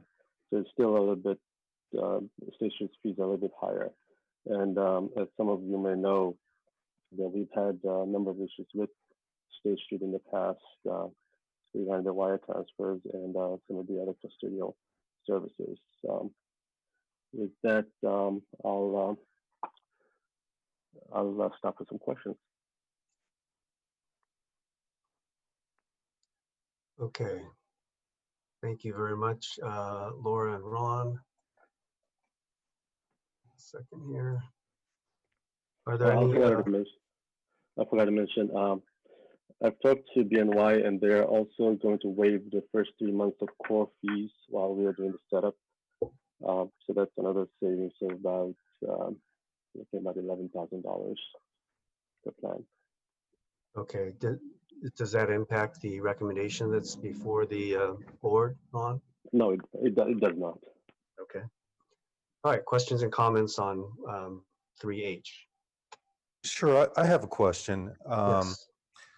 Having worked at a custodian bank for many, many years, custodians often make money off ancillary services such as foreign currency conversions or SEC lending. Have you taken into account how things like FX will be handled? Is it going to be in a standing instructions, traditional format where we had, I think, a $714 million fine that was paid by BNY Mellon on the way they were handling their currencies? Are you going to have it benchmarked? Have you taken a look at that, or have you just looked solely at the fees? Thank you, Trustee Kelleher. Yes, we did talk about that in detail, and especially since in the media there's been things about foreign currency transactions. So BNY does follow the standing instructions protocol, and they also have benchmark programs where the trades are timestamped. And I think in the past, custodians used to use different formats. So it is a program that is defined by spreads, and the trades are timestamped on it.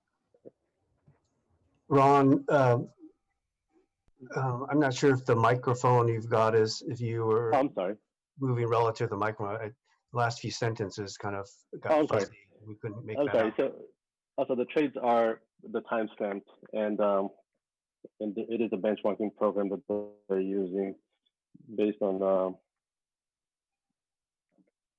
the standing instructions that they have.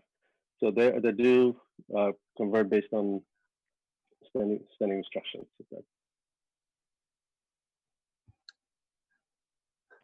Okay. Any follow up there, Trustee Kelleher?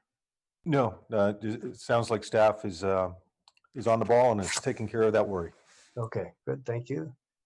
Other questions and comments? Okay. Could I then have a motion and a second to authorize the secretary to negotiate into an agreement for custodian banking services with BNY Mellon commencing October 1, 2020? This is Trustee Orr. So moved. Thank you very much, Trustee Orr. Seconded, Trustee Horowitz. Thank you, Trustee Horowitz. Any other discussion? Any public discussion? Okay, let's do a roll call vote. Trustee Horowitz. Aye. Thank you. Trustee Jennings. Aye. Trustee Kelleher. As a former employee of BNY Mellon, I'd like to abstain. Okay, thank you. Trustee Orr. Aye. Trustee Sun. Aye. I also vote aye. That motion carries 5-0 with Trustee Kelleher abstaining. Thank you very much, everybody, for that. Then we're going to now go back to items 3A, B, C, and D before we go on to item 4 and 5. So 3A, oral update by CIO Prabhu Palani. Thank you, Mr. Chairman. I'm going to keep this brief. We will discuss first quarter performance soon. and from both from Makita and fourth quarter private equity performance by Neuberger, following my oral update. But just a couple of things. The city will pre-fund next year's retirement contribution, and that will happen the beginning of July. And the amount is 170 million approximately for the Federated plan. And staff will follow our existing strategic asset allocation in deploying those assets. And I will report back to the board in August on how the deployment actually went. And in terms of first quarter performance, I did get the opportunity to highlight the board's actions and the investment team's actions in an email to Council Member Davis with a copy to the board chair and vice chair, and did something similar on the police and fire side for further communication to the city council as required. And I do have some other numbers I'd like to share. So Makita will discuss first quarter performance in detail. But for April, the month of April, the Federated plan was up 5.64% compared to its benchmark return, the policy return of 6.15. And I have estimates for May and June. Again, by no means these are final. For May, the plan returned 2.33%. In June, as of yesterday, the plan returned 2.62%. And fiscal year to date, as of yesterday, was 3.5% positive. And while this is short of our assumed rate of return of 6.75%, it's quite gratifying that we are positive, and we are positive to that extent. I mean, who would have thought at the end of March that we'd even have a positive return? So I want to share that good news with the board. And I realize, again, from an actuarial perspective, that there's still a shortfall, but at least it's a lot less than what we thought it would be. With that, I'm happy to take any questions, Mr. Chairman. If not, we can move to Neuberger Berman. Yeah, Mr. Polani, I've heard that $170 million a number of times, but I never thought to ask, is that the Federated number, or is that the citywide number? That's the Federated part of it. Yeah. Okay, and it would have otherwise been 176. Is that correct? 176 million, if not for the pre-funding, if we did it over the course of. I don't know what the exact dollar discount is, but I can get that number to you. Yes. Okay. All right. Thank you. Other questions for Mr. Polani? All right. Let's go to item 3B, presentation of calendar fourth quarter 2019 private equity report by Neuberger Berman. Ms. Boyer, thank you for your patience as we went through our other business. And Mr. Polani, did you want to introduce Ms. Boyer? Yes, Ms. Casey Boyer is from Neuberger Berman, who'll be making the presentation and supported by Brian Starr. Great. Well, welcome. Thank you. Thanks for having me. This is Casey Boyer from Neuberger Berman. Always appreciate the opportunity to update you all quarterly, and even nice to do so via Zoom so I can see some faces. So we have today the presentation for Q4, and I'll start on page 2 and pretty much stay here. This is kind of the highlight of the program from a high level. You can see here all high level information for both the legacy portfolio, which is what we have kind of created as the name for investments prior to the Neuberger strategic partnership. And then the Neuberger partnership in the middle, and then the combined information on the far right-hand side. In terms of Neuberger, we've been actively investing and committing the portfolio since May 2017. So we are now a little over 3 years into the program. The main goal of the program being to maintain a very disciplined approach to investing and making sure that we were investing throughout vintage years. And I know that was a question earlier that Brian answered very appropriately, which is you really cannot time the market. And so there's no way to tell what is going to be a good vintage year until maybe a few years later. And so it's very important within private equity to keep the discipline of committing throughout the years and being consistent. So that's what we've been able to do here. As a reminder, there are $260 million of the total fund level commitments. So that's what Neuberger has to deploy. To date, we have committed to almost 235 million of that amount. Importantly, the amount that has been called, so the amount that has actually been put into investments, is less than 40%. So 89.5 million has been contributed, which is about 38% of the current commitments. So as Brian mentioned, we have been investing and we still have quite a bit of capital left to deploy, and what seems to be the next couple vintage years that will be likely good vintage years. Historically, years immediately following a recession have been very good private equity return years. So hopefully that will be the case here, as well as we continue to commit and invest.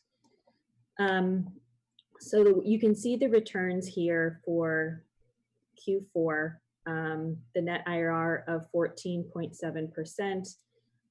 It's up a little bit from Q3, which was 13.8%.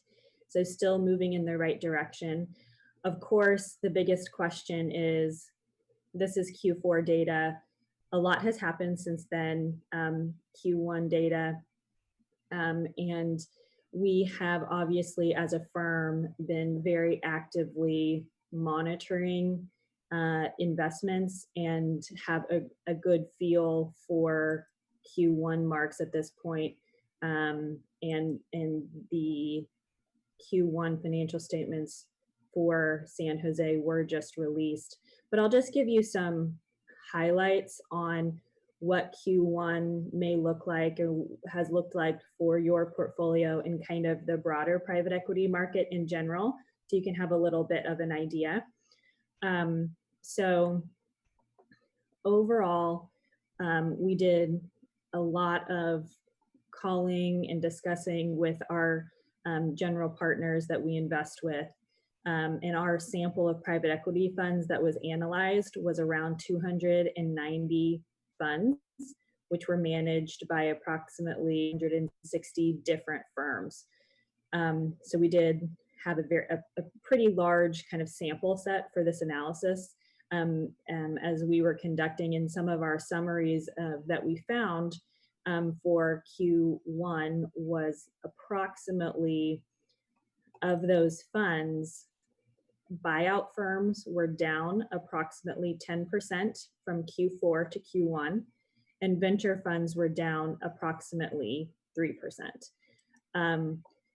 Now, the good news overall is that the San Jose portfolio was down about 5%.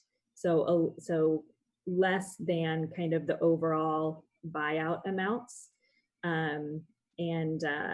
As you know, in your portfolio, we have primary investments, secondaries, and co-investments. Co-investments being deployed immediately into specific private equity funds.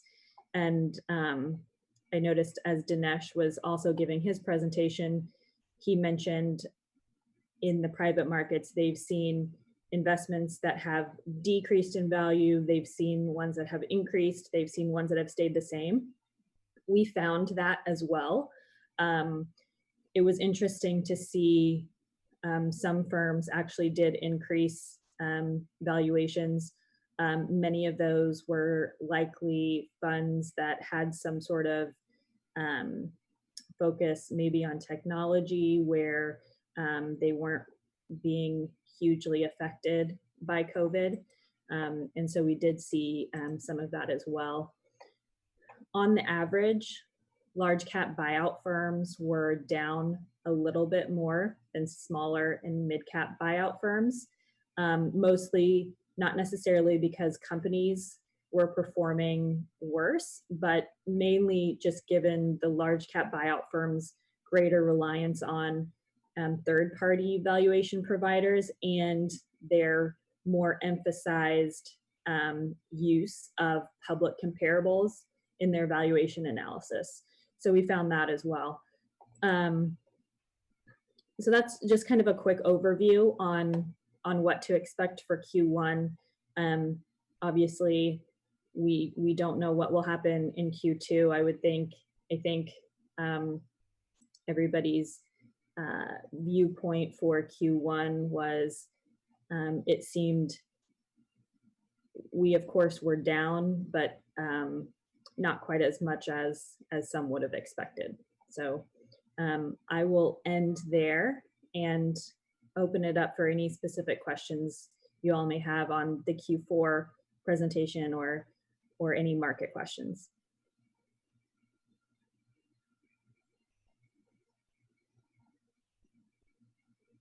I think you may be on mute. Thank you, Casey. And I'm sorry, is staff going to supplement lawyers' comments?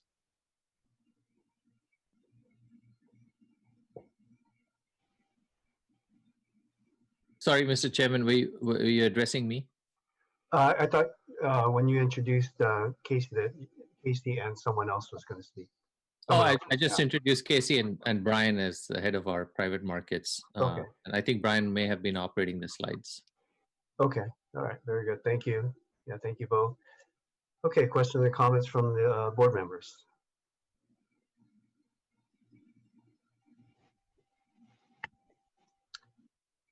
Nothing? Trustee Horowitz, I have two questions again. Referring to page 3 of your deck, in the footnotes, it says that the IRR and multiple terms are gross of NB fees, but net of other fees. Can you explain the structure of fees and what's included and not included in the metrics being presented? Yes. So on page 3, technically that footnote, it does say, it should actually not say anything with regard to Neuberger management fees.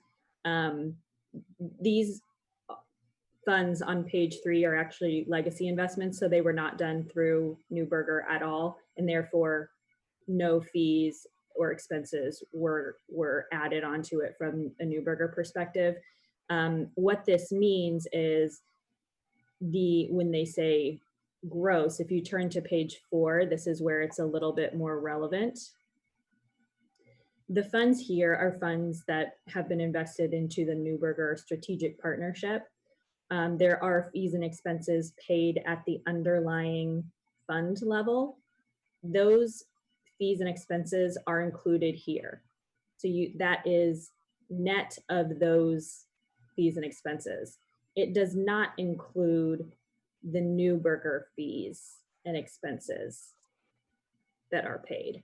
So this is at what we would call a net gross level, net of underlying fees and expenses, but gross of Neuberger. For our evaluation, shouldn't we see net fee metrics? Yeah, and we do show net metrics on the first page. On this page, we're specifically showing benchmarking at the underlying level and how those investments are performing compared to their peers. And so that is why that is not included there. We don't typically show kind of our net returns at the total Neuberger fund level because we don't necessarily put our fees and expenses on each underlying investment, if that makes sense. We show it kind of at the total level.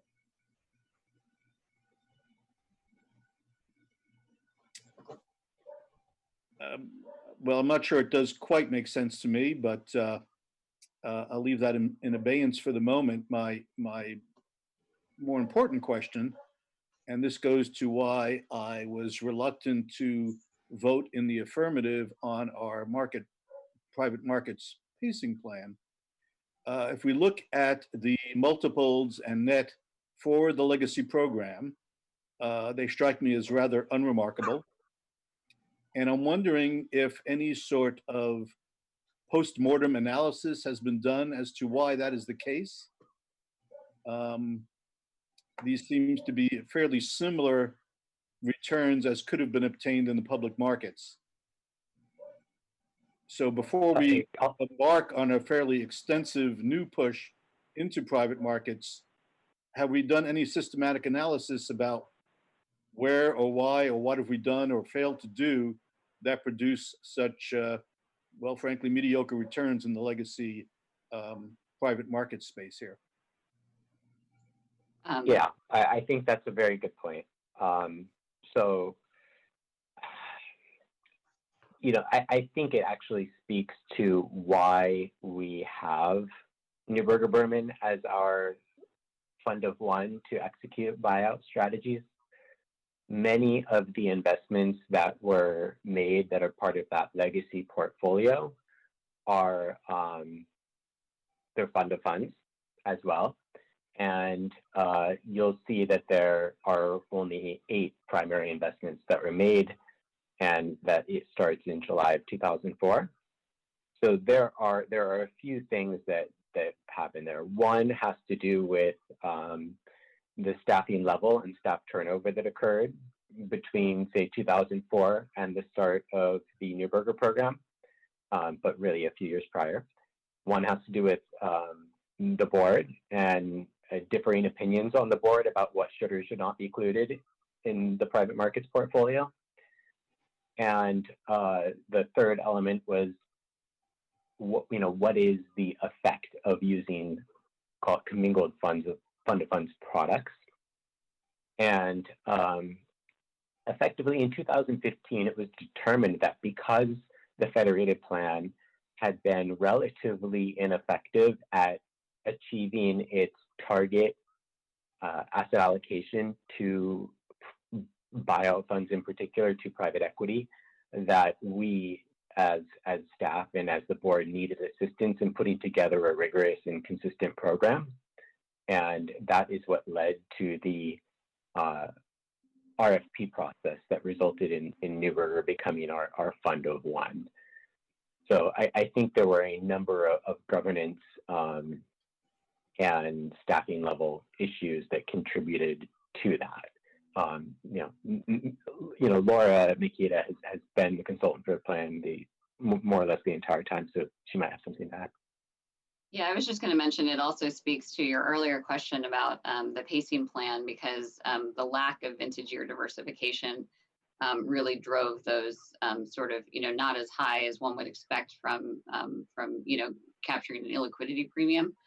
There was only one private equity fund that was committed to really between 2009 and 2017. So there was a big lapse in terms of those really strong vintage years.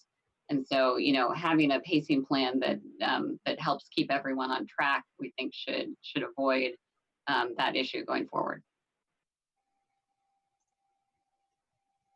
Well, I think that does speak to my interest in having a pacing plan that was a bit more value conscious, and being aware of what type of deals were available in the marketplace with respect to acquisition per EBITDA. But I wouldn't beat ourselves up too much, because you may be aware a fairly extensive study came out this week from Oxford University that showed that during this very same time period, the average multiple for private equity was indeed 1.5, exactly what we were able to obtain at the Federated plan. But it does speak to this entire asset class and whether or not it is delivering the illiquidity premium that we believe should be returned for our interest in this asset class. If I can add something to what Trustee Horowitz said, your point is well taken, Trustee Horowitz, and I can empathize with that as someone having come from an index background. But when I took over as CIO, we had a certain problem to solve, and that is how to get to a 7% in the neighborhood of a 7% expected return. And doing a postmortem of the two plans, police and fire and Federated, one thing was obvious, that the private markets performance of police and fire was much better than Federated. And part of the reason was that trustees have 4-year tenures. Sometimes some stay longer, some don't, and some want us to be in private markets, some don't. And with the effect of that was we were in private markets, we were not in private markets. We missed out important years. And so on the one hand, I'm not a believer in market timing that much myself, and very well how value has done and how a focus on valuation has done in the last few years. Having said that, I think one of the conclusions that I came to is whatever plan we adopt, whether we want to be in an asset class or not, we should come up with a long-term plan and we should stick to it. And I think the merits of being in private versus public was certainly discussed at length, and arguments can be put on both sides. There are strong arguments. As you know, CalPERS just decided to leverage their plan at the plan level by quite a bit, by 20%, which is significant, for the sole purpose of deploying that to private equity and private debt.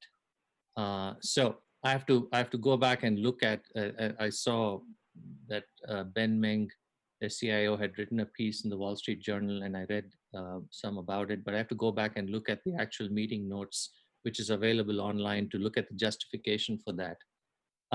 But your point is well taken, and I am the chair of the investment committee for an educational institution in San Jose, and the question comes up all the time. The S&P is doing so well. Why would you want to be in anything else other than an S&P 500 index?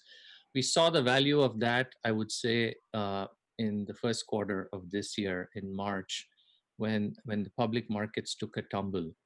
And our performance was much better than our peers. We did better than the S&P 500, partly because we were in private markets. Now, did anybody expect the rebound after that? I certainly did not, and that's thanks to all the stimulus. The Fed is trying to tell us, no matter what happens to the market, just disregard valuation. We're going to support this market no matter what, and I'm very, very fearful about that.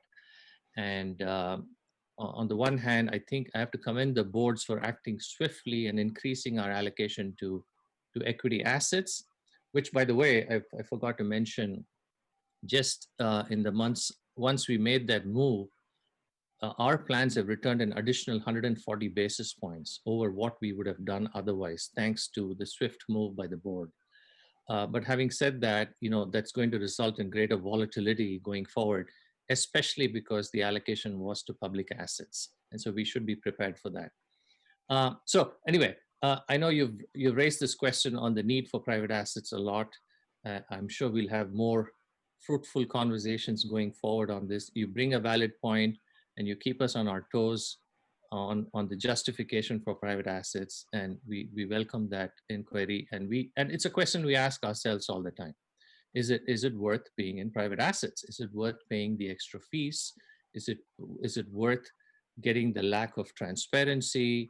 And Brian and I have this discussion all the time on the GP-LP relationship, that as of now, it's stacked in favor of the GPs. And I, for one, at some point, we don't have the size or the clout of a CalPERS. I would like to actually get together with other LPs and form a consortium. And I would like to dictate terms to GPs. And I hope that day is not too far off. But anyway, that's thanks for indulging me there. Okay. Other questions, comments?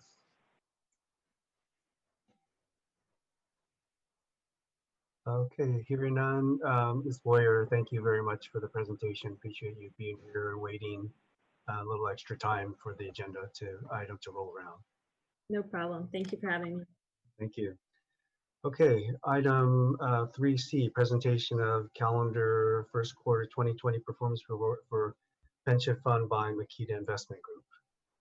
Great, thank you. I'm joined by Makita's co-CEO, Steve McCourt, who is going to provide a bit of a backdrop for the performance report by talking about the market environment. So I'll turn it over. I will share my screen and then turn it over to Steve. Great. Thanks, Laura. And hello, everyone. Nice to see you virtually. Laura, if you could just turn to page 4, which shows the returns for the first quarter. I think I'll just speak off of this page. And I'll be fairly brief with my report, but more than happy to answer questions about the markets, the economy, and where Makita sees things heading, for what it's worth. The report that Laura will go through momentarily reflects first quarter performance, which is shown here on this slide. As you know, in the first quarter, the market shot into bear market territory more quickly than at any time in market history once the pandemic and the shutdowns of the economy occurred. The trough of the market was March 23rd or so. You all had the foresight to add risk to your portfolio not too long after that date. So kudos for that challenging decision at a challenging moment in time. Since the trough in the market, it's almost as if we've been in a completely different market environment. So I want to talk a little bit about our perspective on the markets on the way down, our perspective on the markets on the way back up, where we stand today, and what may be in our future. First of all, the drop in the markets from February 19th to late March was truly historic by every measure. At the trough, the S&P 500 was down a bit more than 30%. Global equity markets were down a tad more. They were down largely because in the presence of around the world economies closing down to stem the spread of the coronavirus, expectations for reduced economic activity were beyond the scale of what anybody has seen in the global economy, certainly since the Great Depression. And just to give you a sense of that scale, estimates of GDP contraction in the second quarter in the US were and still are in the neighborhood of -30 to -40%. Most recessions are deemed quite severe when GDP growth is -4%. So the level of unemployment, the level of GDP growth simply was off the scale of any financial models that the markets use to estimate corporate earnings and earnings growth in the future. Scared the heck out of a lot of people. So the market shot down quite quickly. They began recovering in late March. I think it's completely up for debate on sort of the various reasons why markets have recovered so strongly. Personally, I'll boil them down to two. One is what can only be described as a historic level of fiscal and monetary support in the US and around the world for financial markets. The level of support that we've seen both in terms of monetary stimulus and fiscal stimulus in the economy already dwarfs what we saw after the global financial crisis. And at a bare minimum, didn't allow the economic crisis to evolve into a financial crisis. At the maximum, it put a lot of additional money in people's pockets and has supported spending as economies have begun to open up. The other sort of related reasons for the rebound since late March really are optimism that the virus spread will be contained either through treatment or treatment options or vaccine, and economies reopening will snap back to pre-coronavirus levels fairly quickly, a so-called V-shaped recovery. So as we stand here today, not quite all, but the vast majority of these losses that you're seeing on this page have gone away. The U.S. equity markets through today are negative 2 to 3% roughly. International markets are down a bit more than that, but nowhere close to the severity that we've seen here. In the real economy, the impact of the economic shutdown and the coronavirus has been no less severe than anticipated in March. So, as mentioned, GDP growth estimates in the second quarter, if anything, have gotten more negative and more severe than they were a couple of months ago. The initial jobless claims numbers, which the most recent ones came out today, are just really shocking, and might be sort of the best example of an economic data point that's off the scale of what any economist has been used to seeing.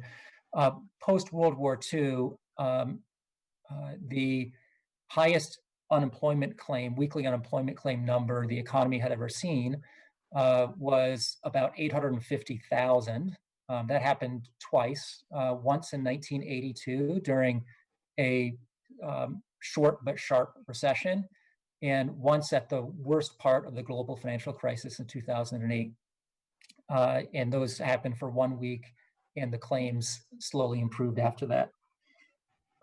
We've now had 13 consecutive weeks of initial jobless claims over 1 million, peaking out at about 7 million at the beginning of this crisis. There's more than 20 million Americans on unemployment insurance right now, which is about 15% of the workforce. So massive amounts of unemployment, massive amounts of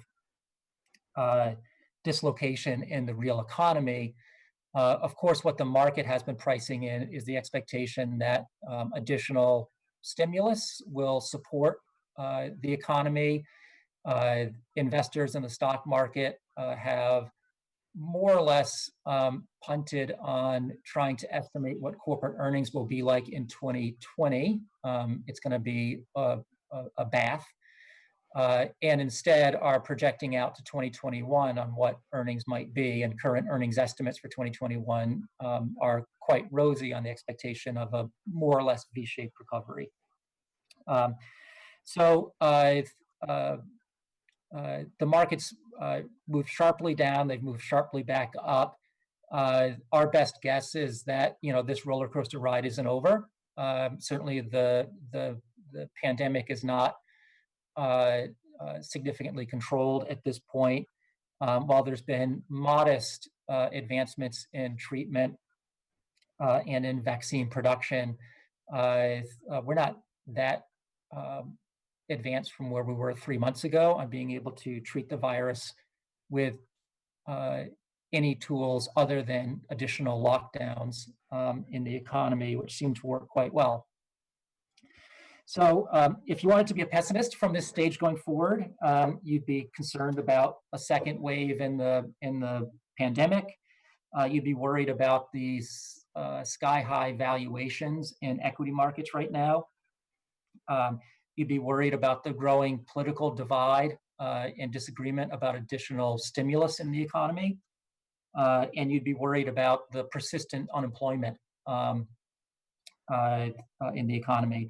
If you were an optimist, you would be looking at some point, better treatment and options and a vaccine to solve the virus issue.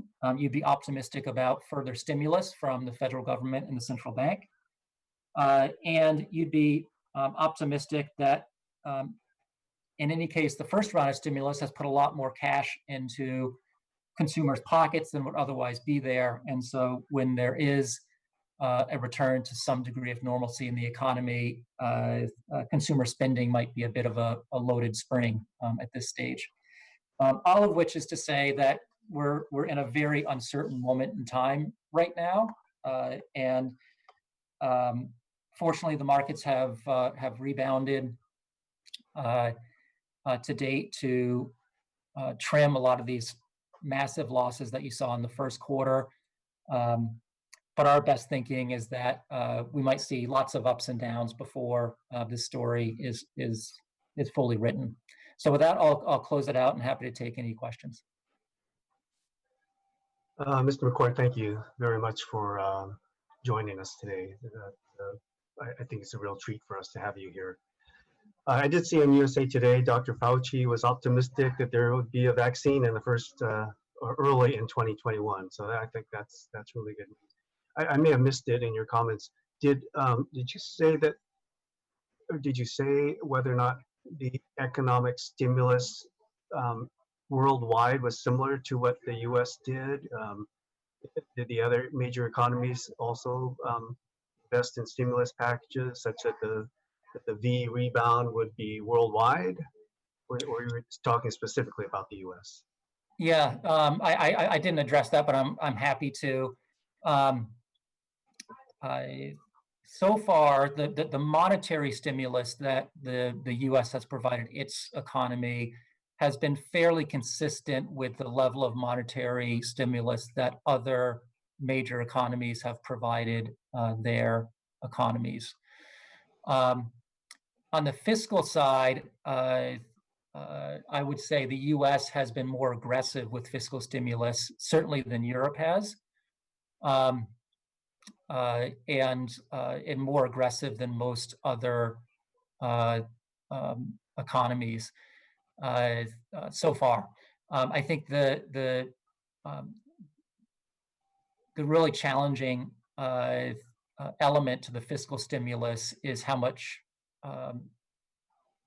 patience legislators will have in continuing the stimulus. The stimulus for the last three or 4 months has been amazing, both in the form of unemployment insurance, in the form of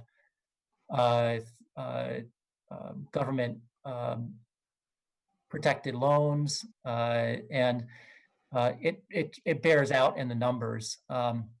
And some of these policies that the federal government have enacted, they made up on the fly. These aren't part of the toolkit that the government reaches into every time there's a recession. These are new. So so far, the U.S. fiscal stimulus has been more aggressive than others, but there's already discussion in Washington and debate about how long the stimulus should last, and so it may end up being that the stimulus in the U.S. Doesn't last as long as that outside the U.S., but we'll have to see. Thank you. Other questions, comments? Yes, I wanted to ask something. Yes, Trustee Jen. So your opinion is, I'm just curious, since you're talking about this, if the federal government does not continue the fiscal stimulus package, and we know the virus is going to continue until we get a vaccine, which can be nice if it happens soon, but might not. Do you then see a downturn to the market if we do not continue the fiscal stimulus package? Or do you think the economy will pick up with? Yeah, I do. I think that the market it seems to be pricing in right now additional stimulus from the federal government. And I'd say, the rationale is it's an election year. So nobody wants to pull back on support during an election year on either side of the aisle. So, the market certainly is pricing in additional stimulus. If that additional stimulus doesn't come, I would expect the market sees that as a significant negative.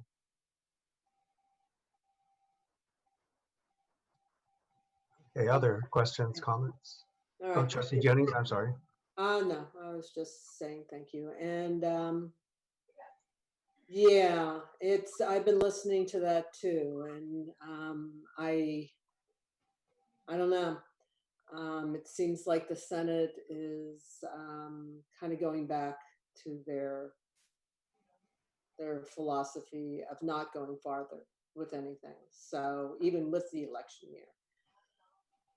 Yeah, we had a remarkable moment in time for a few days in mid-March where there was actual bipartisan support for some of this stuff, but I think it was short-lived. So we'll see. Okay. Additional questions, comments?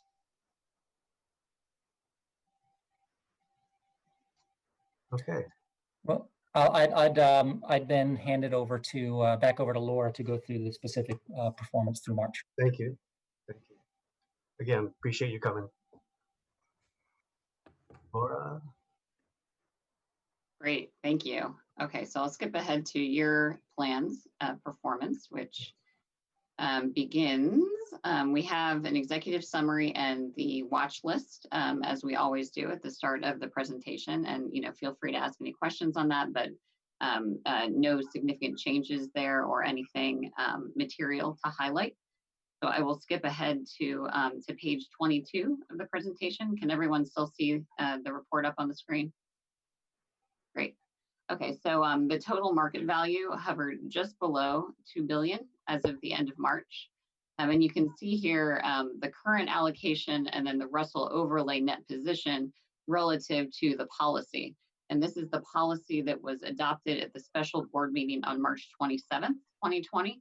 So very close to the end of the quarter on March 31st. So you can see that staff used the overlay to get closer to the newly adopted policy by the end of the quarter. In terms of returns, the quarter return for the first quarter was down 10.9%. That was basically in line with the policy and investable benchmark portfolios. It was much better than the low-cost passive portfolio would have been, which would have been down 14.5%. And it also was a return that was very strong relative to peers.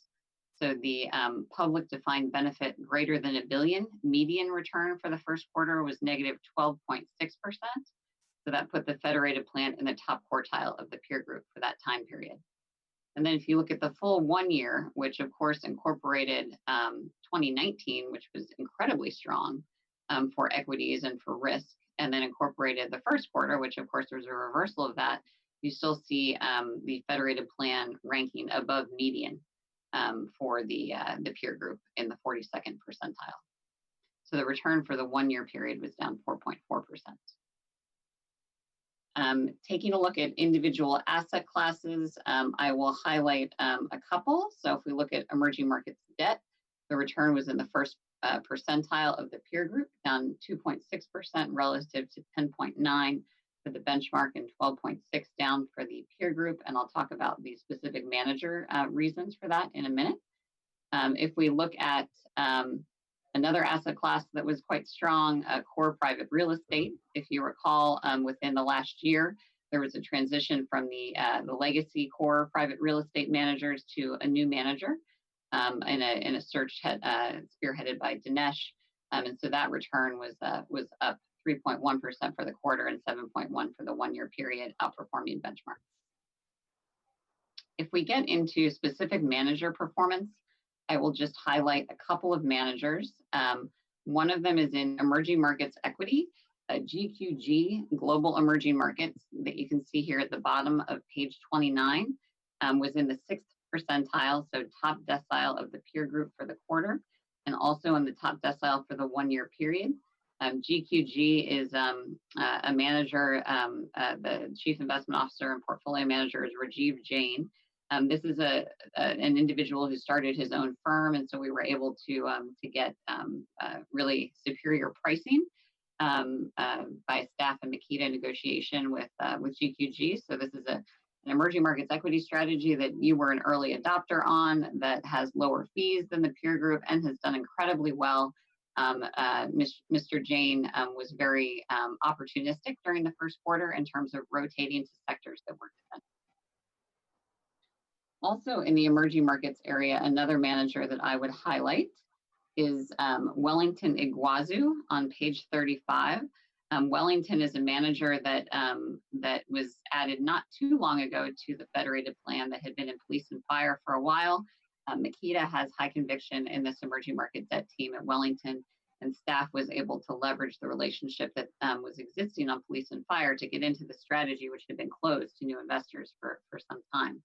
And so you can see here that this strategy was in the first percentile of the peer group, with positive returns since you hired them relative to very negative returns for the benchmark and the peer group. A big reason for that is that this is a long short emerging market debt strategy, not sort of a traditional long only. And so being able to short different areas or expect that they're going to go down enabled them to produce positive returns. Other sections of the report, we have a cash flow summary so that you can see where funds are coming and going from. We also have some attribution and some risk statistics, which I will highlight. If we take a look at the total fund for the 1 year period on page 49, you can see that the total fund return for the 1 year period was down 4.4% relative to the universe median, which was down 5%, so outperformed peers. And then if we look at the fund from a risk perspective, you can see that the total San Jose fund standard deviation or volatility during that time was 9.9 in the second column here, relative to the universe median of 11.4. So the Federated plan had a much less volatile experience for the 1 year period and a stronger return for the peer group. So that is what we like to see.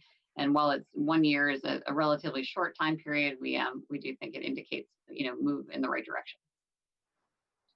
So I'm happy to discuss any other slides or take any other questions. But in the interest of time, we'll wrap up my prepared comments.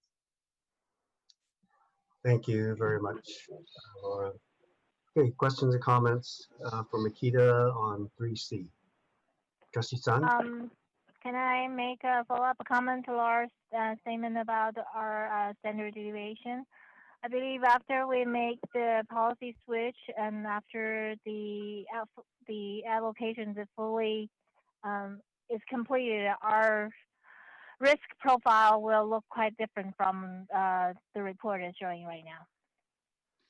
That's a very good point. There was a move to a riskier asset allocation. So you can see here that the asset allocation that you were in before was somewhere in the 12% expected standard deviation range and has only produced a standard deviation of less than 10%. So we have been seeing that actual standard deviation has come in below what we would expect. But that said, our expectations for standard deviation are that they would go up above 12%. But it remains to be seen how that actually plays out. Okay. Other questions and comments? All right. Laura, thank you very much. Mr. McCord, thank you for joining us this morning. Really appreciate your work on this item. Okay, next is item 3D, presentation of calendar first quarter 2020 performance report for the Healthcare Trust by Makita. Okay, let's see here. Can everyone see it on my screen or on their screen? Yep. We have the Healthcare 115 Trust. I will skip over the slides that are exactly the same as the pension fund. If we take a look starting on page 21, the total current balance of the Healthcare Trust is 277 million as of the end of March, very close to policy targets. And the total return for the quarter was down 14.7%. I think this return relative to the pension return illustrates the sort of protective nature of some of those diversifying asset classes and illiquid asset classes that you have in the pension trust. One thing we talked about with the healthcare trust in the past is that many peer healthcare trusts target a lower expected return than their sort of sister pension fund. In the case of the San Jose plans, the expectation for the target return is the same between the pension fund and the healthcare trust. So this is a relatively aggressive asset allocation relative to peers for the healthcare trust. That comes out sort of the actuarial decisions that have been made. I would expect in a equity market environment where equities are going up quite a bit, like we've seen since the end of March, your healthcare trust should look much better than peers in the second quarter. So you can see here that the total fund return for the quarter was down 14.7%, bringing the 1 year to negative 8.1, underperforming the policy benchmark and the peer group. This trust, as you know, is allocated in a way that's very similar to the pension, but does not include illiquid asset classes, given that healthcare assets need to be more liquid. The manager makeup is the same as the pension trust, but just excludes illiquid asset classes. So I won't discuss the managers in detail, given that they're very similar. But I'm happy to take any questions on healthcare. Great, thank you. Questions, comments? Okay, Laura, thank you again for being here today. Thank you very much. I hope you all stay safe and healthy. Yes, you too. All right, we're going now to item 4, old business. There's none. Item 5, 5A is the oral update from the CEO, Retirement Services, Mr. Pena. Thank you, Mr. Chair. Appreciate it. Just if you bear with me, just a few comments. Just want to remind you that the office continued to be closed to the public. As you know, the shelter-in-place order for the county of Santa Clara is still in effect. But staff continue to work remotely. We continue processing applications and the retiree payroll timely every month. Continue doing group retirement counseling via Zoom teleconference. And so business is going to continue as usual. We continue processing the payroll for the staff, paying the vendor invoices to accounting. And obviously, as you can tell, the investment group continue working remotely with all the presentations and discussions that you have seen earlier in the meeting.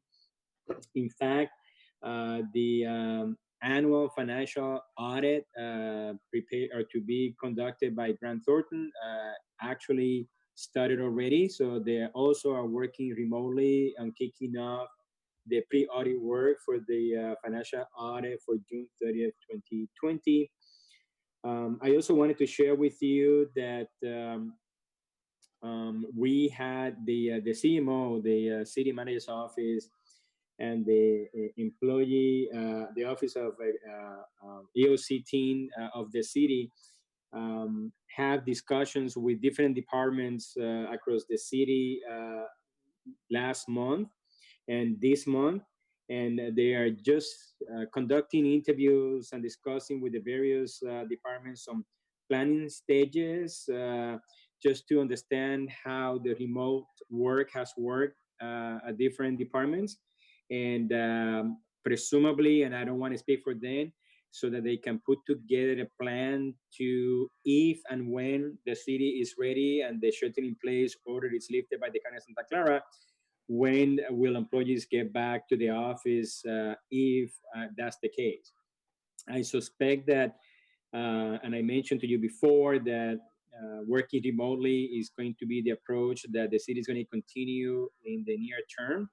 And our office support that approach. And in fact, even when the shelter-in-place order is finally lifted, I am in a big support of continue having members and the staff working remotely for their benefit. And when we are ready to start getting back to the office, and at that point, we certainly will follow the city protocol at that point, but we will do it in phases. And at this point, the bottom line is there is not a specific timetable when that will take place. Until then, we will continue working remotely and performing our core duties at the office. Also wanted to share with you that the retirement contribution rates, which these have to do with the work that is performed by your actual consultant, Chiron. The new employee rates and city rates are due to be implemented next month. They will first take place for the paycheck for employees that is due on July 17. And we just this week issued the letters to the members, and they went out yesterday. So members will be receiving them starting today and tomorrow on what are the particular rates of contribution for retirement. Two more things I wanted to share with you. One, that our senior internal auditor Alain Malari, actually has informed me that he has taken another job within the city. His effective day, he's going to be working at the office through tomorrow. He's actually moving on to join the Office of Economic Development. That is a great loss to us. Alain has done fantastic work as a senior auditor. He brought forward to the audit committee and the boards a 5-year audit plan and an audit framework that was approved by both boards, and has done a great job implementing the audit planning through the first year. Prior to being our senior auditor, he actually worked for the investments group for a couple of years as a financial analyst. So he will be missed. He is a big loss for us, and we will kick off hiring. As you know, the city has a hiring freeze, so we're going to have to work through that process and see when we can kick off that search. I also wanted to share with you that, and it's quite possible that Council Member Davis may have more comments on this in her reporting, but the City Council approved the city budget at the last meeting on June 16.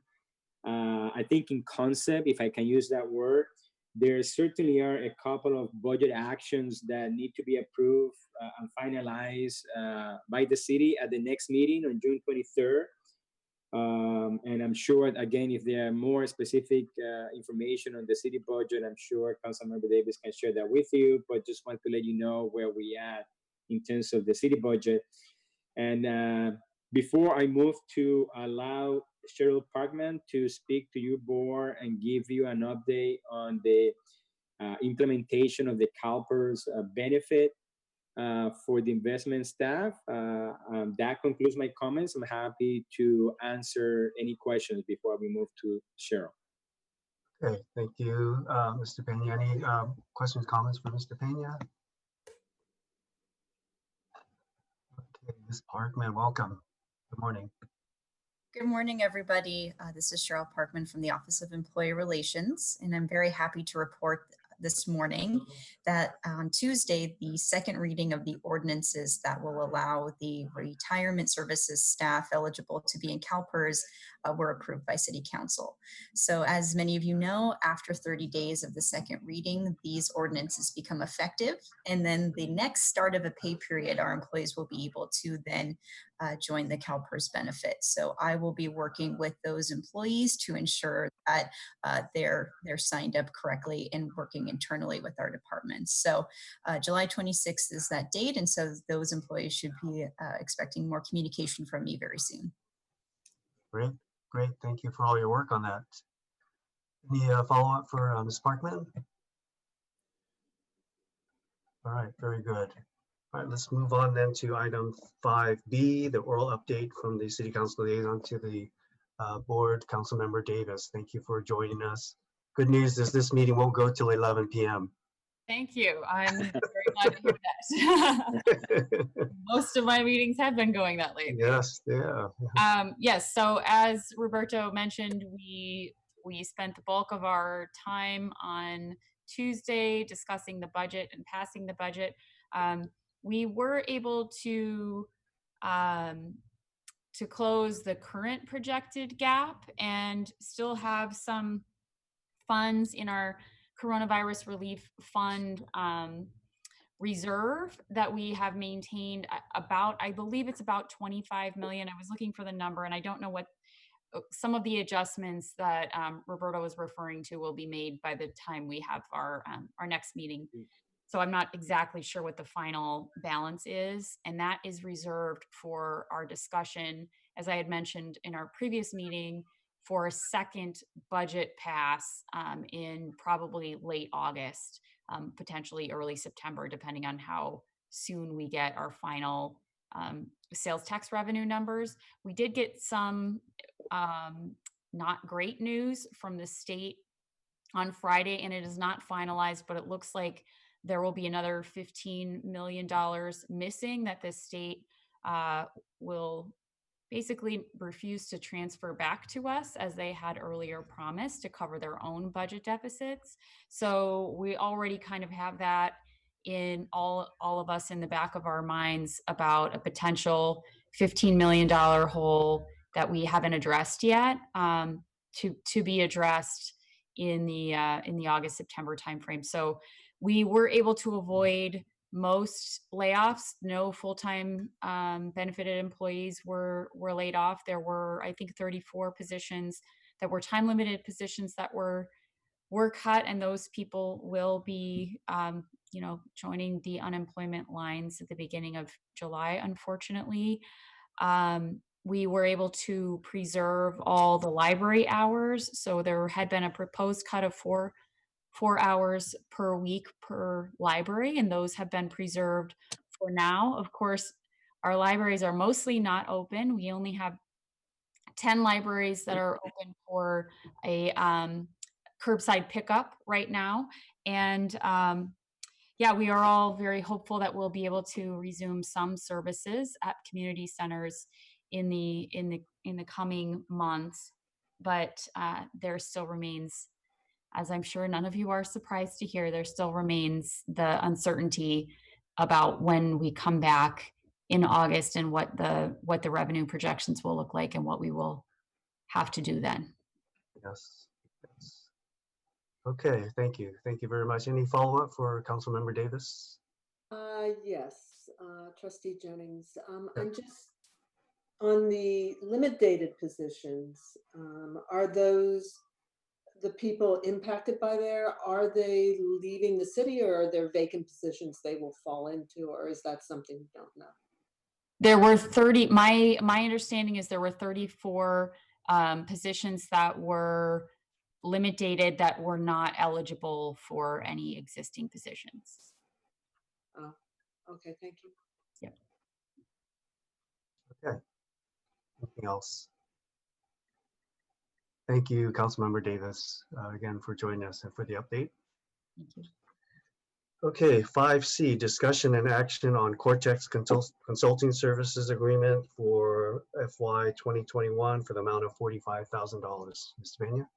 Yes, thank you, Mr. Chair.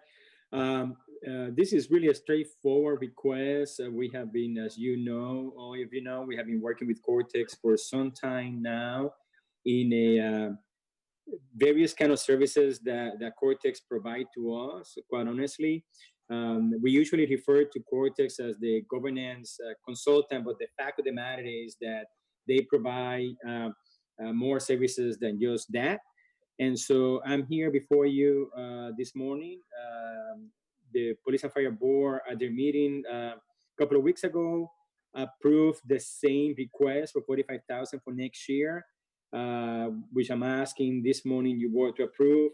And again, this is a number of services. I think the bulk of them may be governance related, but for example, and specific to your case, Cortex will also be working with the Federated Board on other kind of services, including helping us with the strategic planning approach. You're going to see that discussion on 5E later this morning. Tom will be joining us.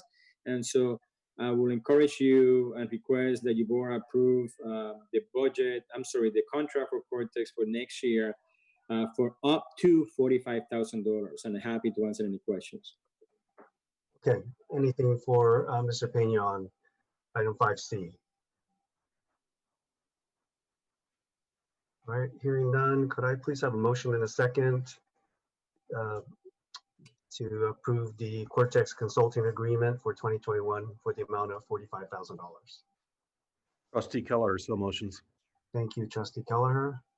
I second it. Second by Trustee Jennings. Any other discussion by the board? Any discussion by the public?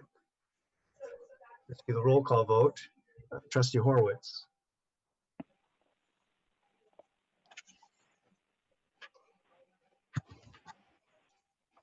Approved, did you hear that? Yes, thank you very much. Trustee Jennings. Aye, approved. Trustee Kelleher. Aye. Trustee Orr. Aye. Trustee Sun. Aye. I also vote aye. That motion carries 6-0. Thank you very much. Item 5D, discussion and action on municipal code changes related to the Tier 1 rehire interest cost. Thank you, Mr. Chair. We have Sheriff Department will be actually presenting this item to you. It's a request that came from the city. Was first discussed with the Police and Fire Board 2 weeks ago at the board meeting, and is before you this morning for discussion and action. So with that, I'll turn it over to Cheryl. Thank you, Roberto. Again, this is Cheryl Parkman, Office of Employee Relations. I think it's helpful if I provide some background on this particular topic for not only the trustees that may have heard this before, but for any new trustees that may want to understand the complicated nature of what we're asking today. So back in 2012, when the city originally passed Measure B through the election, anyone who was a Tier 1 employee who terminated their employment from the city would only be able to be rehired back into Tier 2. Now, when we negotiated the alternative pension reform frameworks with our bargaining units, we said that anyone that came back as Tier 2 but was originally Tier 1 would actually be able to go back into Tier 1. And as part of that agreement, we agreed with the unions that the city and the employees would split the cost of retroactively moving these employees back into Tier 1 50-50. Now, each employee has an individual amortization cost for those retroactive costs. So we have about 50 federated employees that this applies to, and each of those employees has an individual balance that they pay off over various amounts of time. Our lowest amount was about $1,000. Our highest amount is around $50,000 that somebody does pay back. Now, with each pay period, these rehired Tier 1 employees pay an additional 3% on top of their Tier 1 pension costs. Now, what has happened is last year, your board approved an annual report for each of these federated employees. And what we found in that annual report is that some of these employees' balances were actually increasing. And the reason for that is because of the interest rate that's being applied to their account balances, which is the same as the discount rate, 6.75%. Now, it was never the party's intent that some of these balances would increase per year because of that interest cost.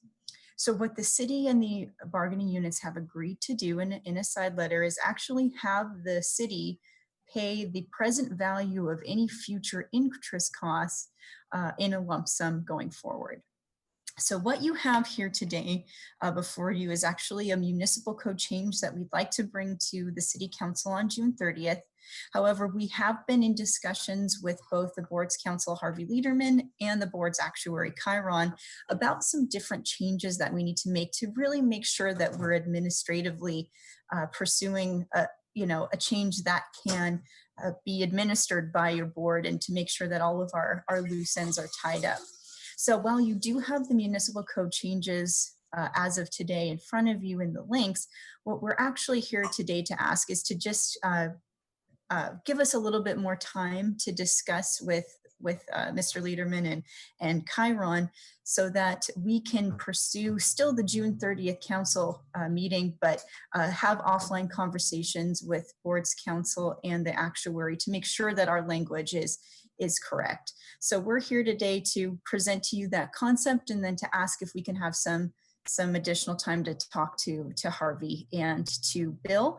And so what that would mean is that the board could direct staff to work with us directly to ensure that the ordinance is appropriate moving forward administratively.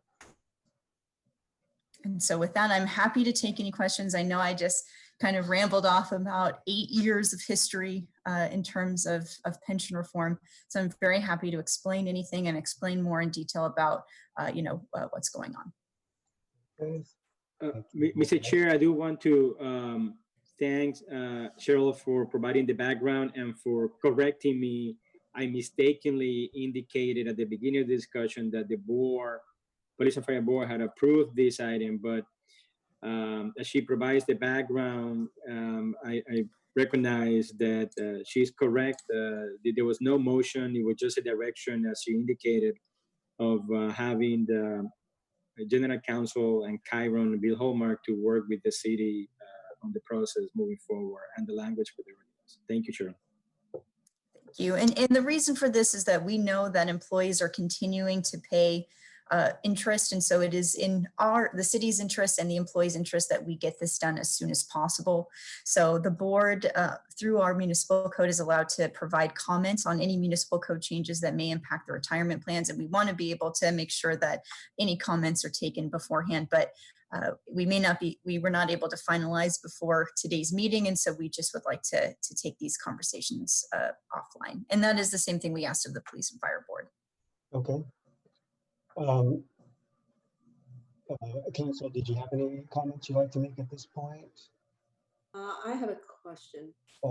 Yeah, Trustee Jennings, could you, just 1 second, if you could let Council, Mr. Lederman, the opportunity to add anything. Oh, I'm sorry. I couldn't hear you there for a moment. No, Ms. Parkman explained it excellently well, I think. And, we've been in conversations, both ourselves and Bill Hallmark from Chiron with Cheryl and others to try to work out some of the issues. And it has nothing to do with the substance. We're delighted that the city and its bargaining units have reached agreement on this. It's just a question of making sure that we get the clarity in the municipal code and that everybody knows this time around what the real intentions are and how they'll be administered, and how we can do that both from the staff point of view and from the actuarial point of view. So if I may, I think this is not an action item for the board, but more direction from the board to council and actuary to continue working with the city to try to get this resolved satisfactorily and before the city council on the schedule that Ms. Parkman lays out. Very good, thank you. Trustee Jennings.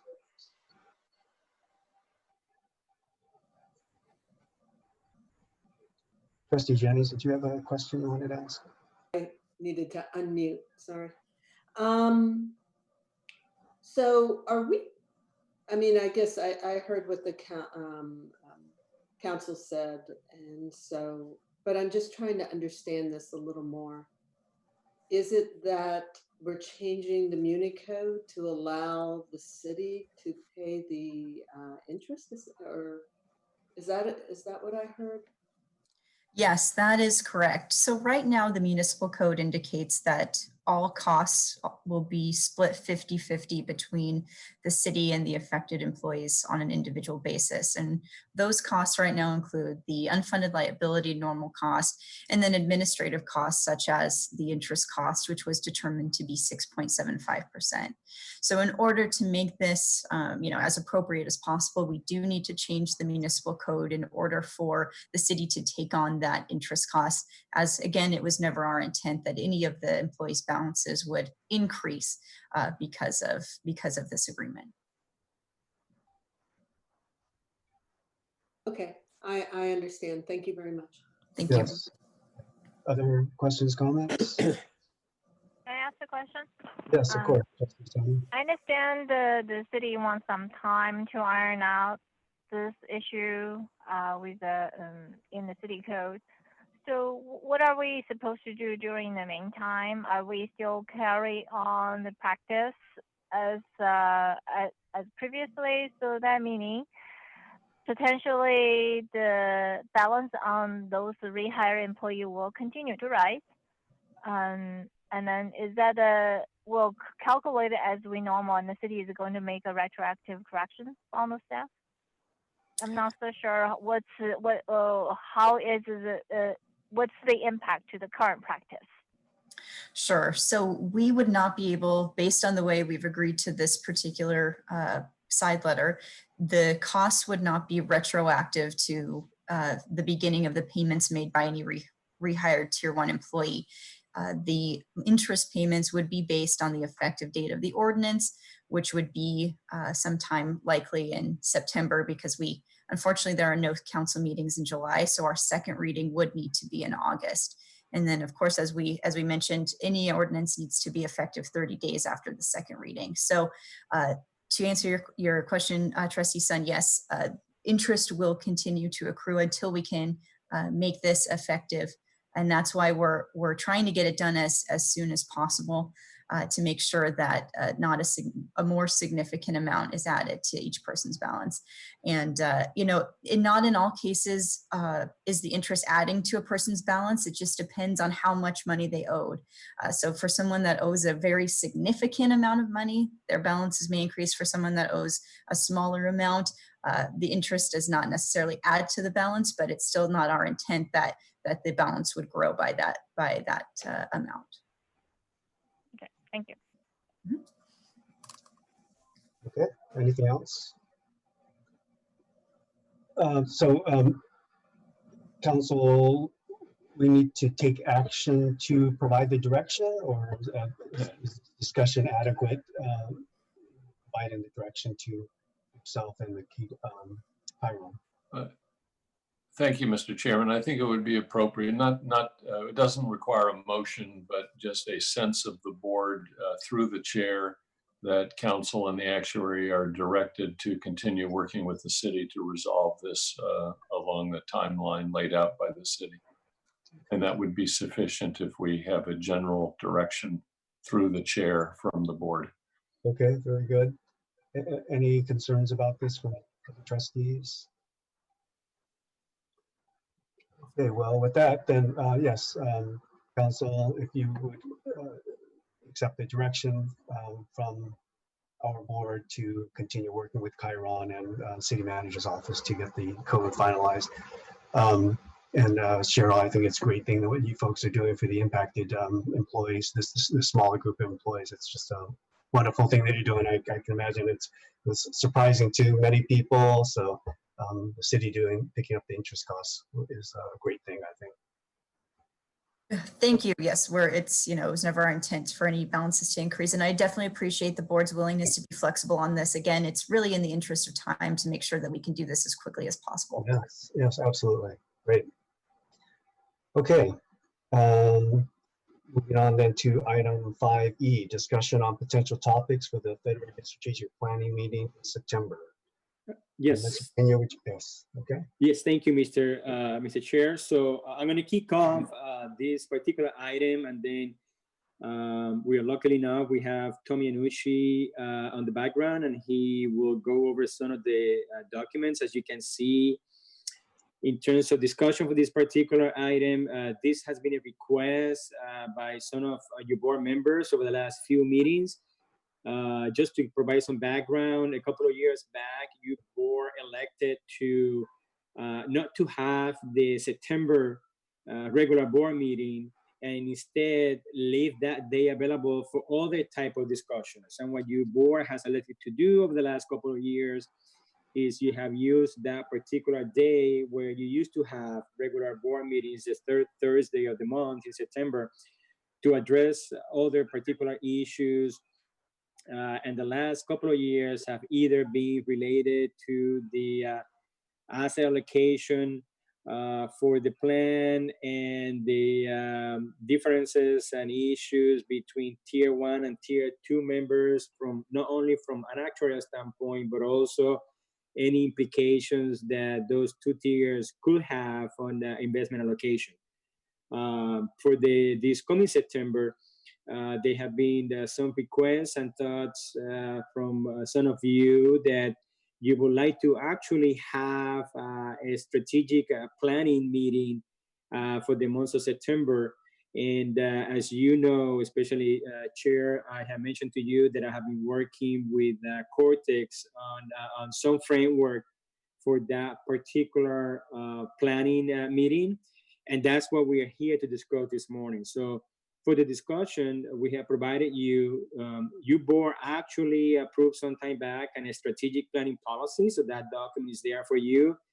And we also included a preliminary work plan and a preliminary / suggested session agenda.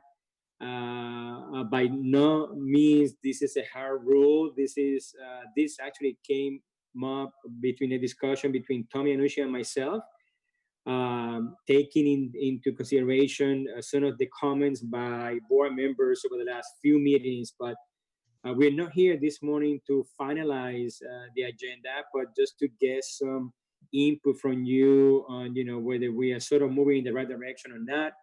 And the work plan for the timeline, I think, is pretty telling. What are the dates that we're looking to get some of this accomplished so that we can be ready for the meeting in September. And of course, to give you some framework on what is it that the policy requires for Federated for strategic planning. So with that, I'll turn it over to Tom to kick off the presentation. Tom? Thank you, Roberto. Good afternoon, everybody. Good to see you all. Hope you're all well. First off, let me thank you for approving our contract earlier. We appreciate your confidence in us, and we're excited to be working with the board again this year, and in particular, working with you on this strategic planning project, which I think will be very interesting. What I'd like to do is share the screen, if that's okay. And as Roberto mentioned, we provided the strategic planning policy as background. You approved this some time ago. You haven't actually really implemented it, so this would be the first iteration, which is terrific. I won't go through it in detail, but the purpose of the policy was really just to provide a framework, some parameters, some guidance on how this process would unfold. We purposely made it fairly general, fairly high level. We didn't want to be too prescriptive. We think the strategic planning needs to be flexible, and we've tried to write the policy in that manner.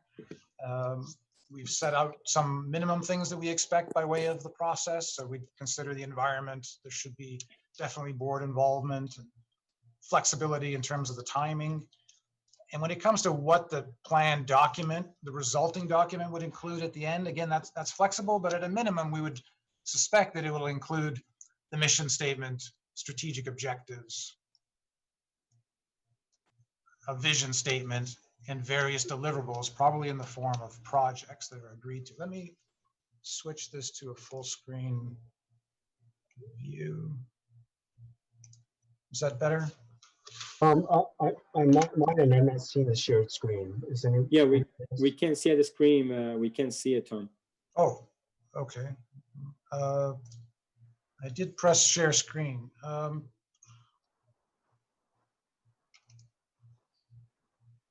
Let's try that again.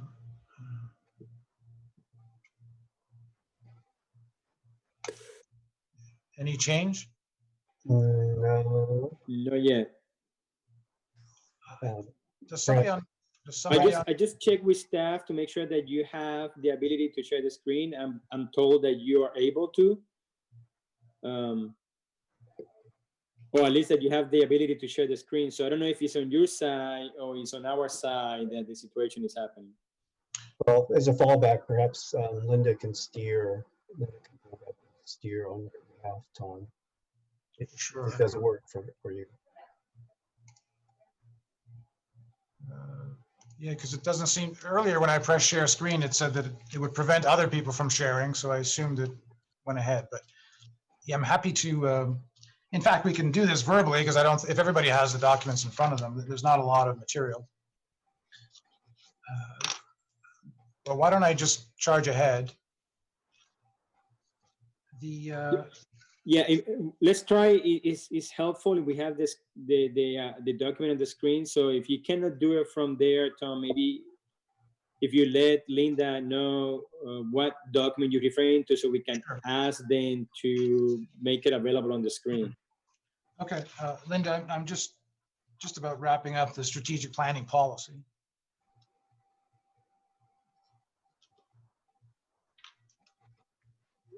Okay, thank you. You're welcome. Thank you, Linda.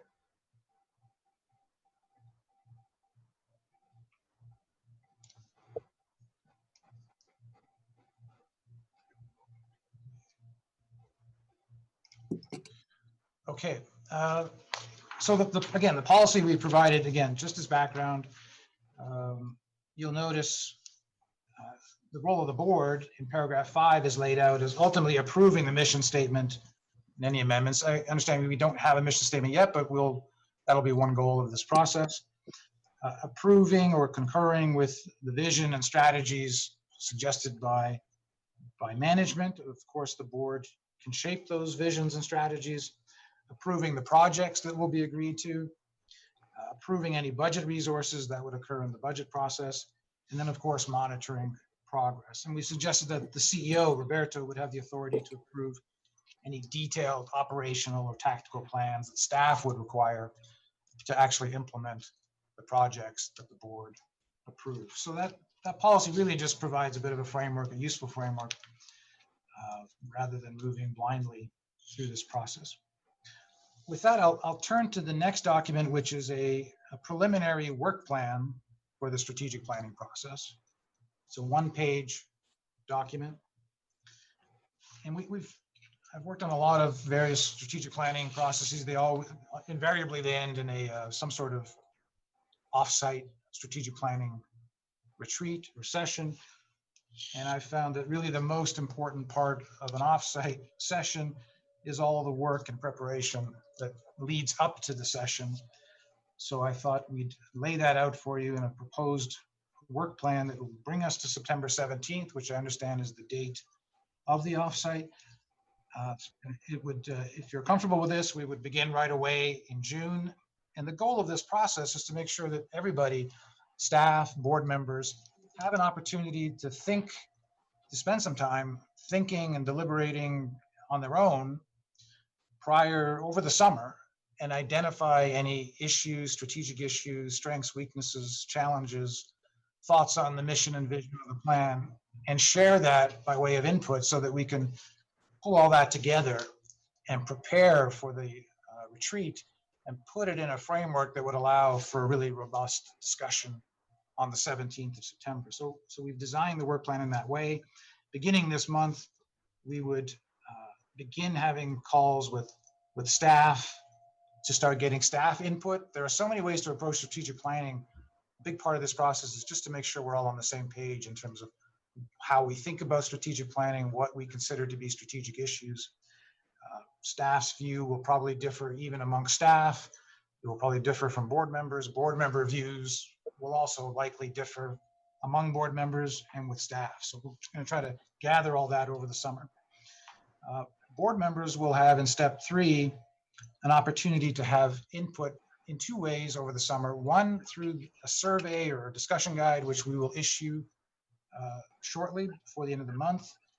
And then I think more importantly, an opportunity to follow up with me by telephone to elaborate, build on any of their thoughts from the survey. Surveys aren't necessarily the best tool to deal with strategic planning. So I think a conversation would be really valuable to let board members share any other ideas they have, directions, etc. And I will try to synthesize all of that and then bring all that information together and help staff to begin in step 4, drafting the preliminary elements of a strategic plan. Because again, you haven't done strategic planning in quite some time, and you don't have these pieces in place today. So develop preliminary views on the mission, vision, value statements. What are the key risks and strategic issues that staff believe are relevant, with the benefit of the input that will be gathered from board members. And depending on what issues we identify, if there's time, do some preliminary research or work or data gathering that we can bring to the table in September to support those strategic issues that seem to be on either board members' minds or staff members' minds or both. Then we would work to design that actual retreat. And it's, I mean, we're flexible. It could be half a day, a full day, whatever the board is prepared to put into it. And of course, depending on how much there is to discuss, but we would design that session. We'll come to it shortly, but I've put together an illustrative agenda of what that session could potentially look like. I would suggest we review the design of that retreat with the chair and the vice chair. Of course, Roberto and Prabhu will have seen it and helped shape it beforehand, but we would love to get the chair, at least the chair and the vice chair's view on whether they think we're missing anything, if we're in the right direction, et cetera. And that would take us to the retreat on the 17th, where we would design a day to allow the board to review what staff has brought forward.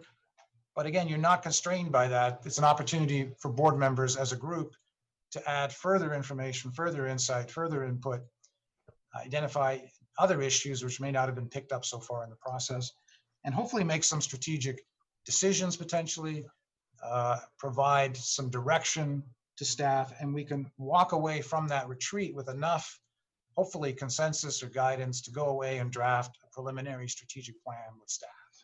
That would happen in September, October,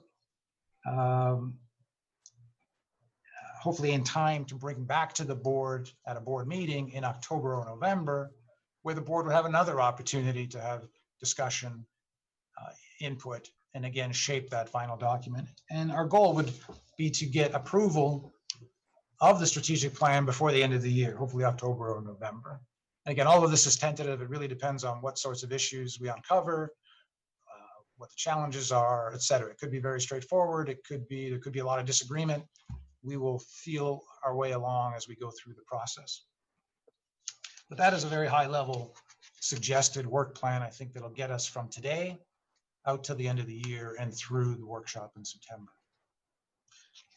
And before I take questions, maybe I'll just quickly look at the illustrative agenda, which is another one-page document. And I'll give Linda a moment to pop that up.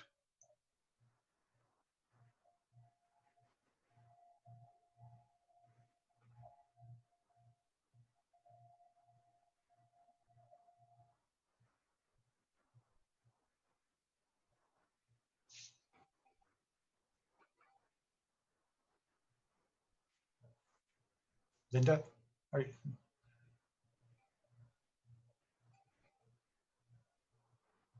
We are working on it. Just a Okay. second. It's not you, Tom.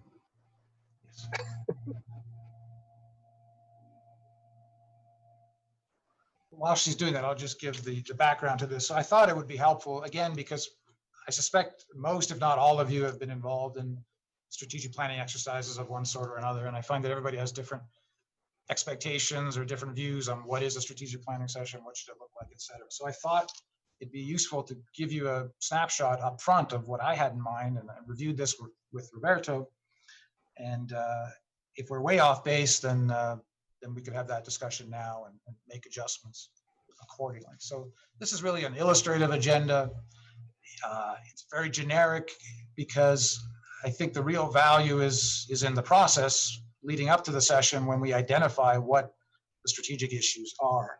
But I envision that we would probably want to kick it off in step one with a bit of background on what is strategic planning. Again, there's so much terminology and so many different models out there. I thought it would be good to provide a framework to make sure that as a group, when we talk about strategic planning, we're all using the same terminology in the same way. So we quickly review key terms like mission, vision, values, et cetera.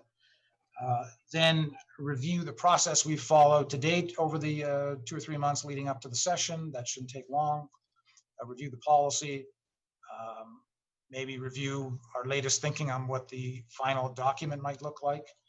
And then very important, step 3, review all of the input that we've gathered throughout the summer by board members and staff through the surveys, through the interviews, and through various working sessions with staff. Not sure, it depends on how much we gather. We'll see how much time that takes. But see how much consensus there is, the range of views on things like the mission, the vision, the SWOT analysis, which stands for strengths, weaknesses, opportunities, and threats. And perhaps most importantly, what are the key strategic issues and choices before us as a board? And then depending on what those issues are, and if we can prepare adequately, and I'm sure we can prepare for at least a few of these issues that are identified, whatever they are, we would devote a portion of the session to really digging into some of these strategic issues. And for now, I simply put placeholders A, B, and C, issue A, B, and C,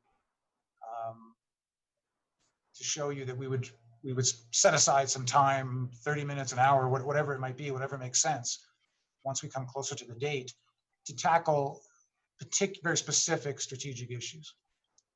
And then we would conclude with getting an agreement or consensus on what exactly did we agree to as a result of the session, what are the outstanding issues, and then agree on what the next steps are and who's going to be doing what.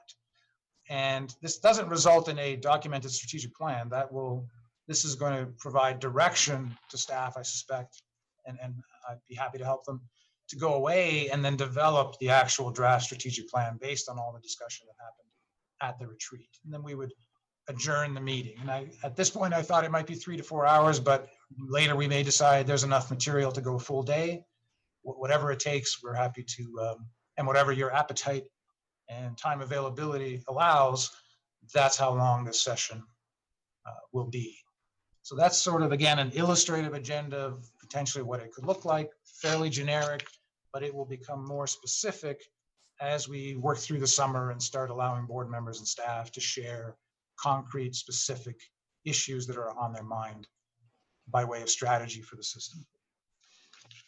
So that's, again, what I wanted to share. We just thought we would take, Roberto and I thought we would take this opportunity to just make sure we're all thinking of this process in similar terms.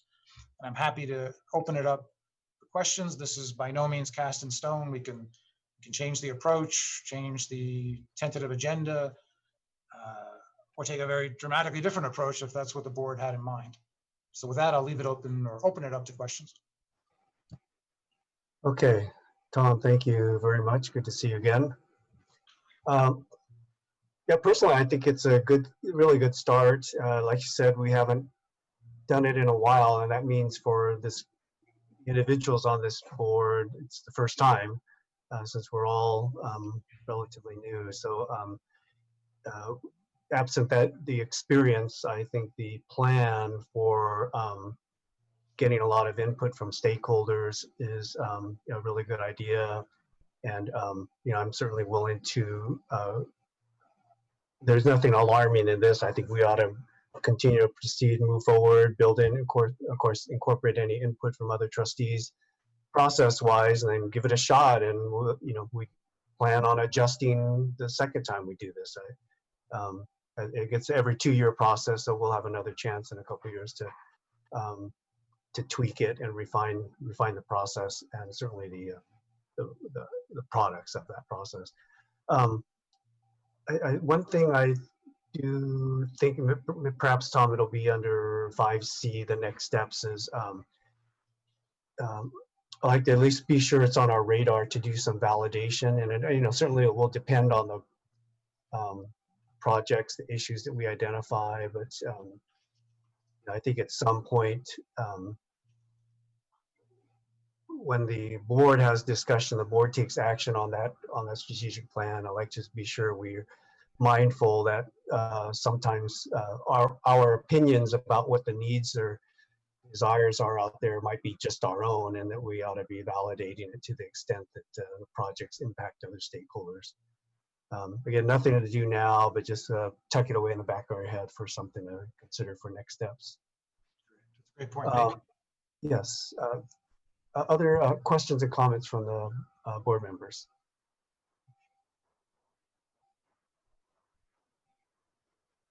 This is Trustee Orr. I have Yes. a question. I'm generally comfortable with this. I mean, it's quite fluid. I think there'll be a lot of room for discussion. But as it stands now, are we to expect sort of more of a passive role? Like, I'm not clear on who or what smaller subgroup is going to drive and be sort of the catalyst for action, for example, for the survey and staff conversations. And I say this really with, there are a couple of things that are top of mind for me, and I'm wondering where and how to raise that so that we can gather all the disparate points and sift through. Great question. And I probably wasn't clear, but the intent or what we had in mind for this process would be that shortly after this meeting, excuse me, we will issue to each individual board member a discussion guide or survey instrument that can get them thinking and jotting down points and provide us a bit of feedback. And then I would follow up with each board member, again, individually, and have a telephone conversation as long as they want, an hour or whatever it takes, to elaborate on that and really flesh out what each board member thinks are the strategic issues on their mind, their thoughts on what should be the mission, the vision, key goals, strengths, weaknesses, etc. So whatever time it takes, each board member will have both an opportunity to provide some input in writing beforehand, and then an opportunity by telephone to elaborate verbally to the extent they wish. And I was going to leave that. Roberto and I didn't get a chance to discuss this, but Roberto and I could both be on those calls. However the board would like to handle it. However Roberto would like to handle it, or Prabhu. We can take different approaches. But the idea is that each board member would have ample opportunity to provide, to go away, think about it, respond to some questions, and then provide input in a free-flowing conversation, which we would of course take notes and then synthesize all that anonymously and bring it all to the retreat for group discussion. Terrific. Sounds good. Thank you. Oh, you're welcome. Trustee Horowitz here. So I'm not sure if this is implied by your slide C. So these various inputs from all the trustees would be aggregated, and then we would discuss at the retreat which one of the, let's say there were 10 issues identified, which one are the top 3 that we would then discuss, and then we would discuss the top 3 at the same retreat. It would seem to me we would want some time, some space between that. So having figured out which are the top issues, then we would all go back and then think about those top issues in order to arrive at some comment or thought about them. That's a very good point, and we can see you're absolutely right. Depending on how many issues we uncover, we may want to have an interim step where we poll the board to get some interest on if it's not obvious to us that some of them have to be priorities and have to be discussed. So we could have an interim step to get additional input on which topics we'd like to discuss at the session. It all really depends on the nature of the topic. Some, given the issue, there may not be, well, I'll just leave it at that. I think it's really going to depend on what we identify. If we only identify 3 or 4 issues, then we can probably tackle all 3 or 4 at the session. If we identify a dozen, then you're right. We're going to have to make some priorities, and it should be fairly easy to get some board input on that as well.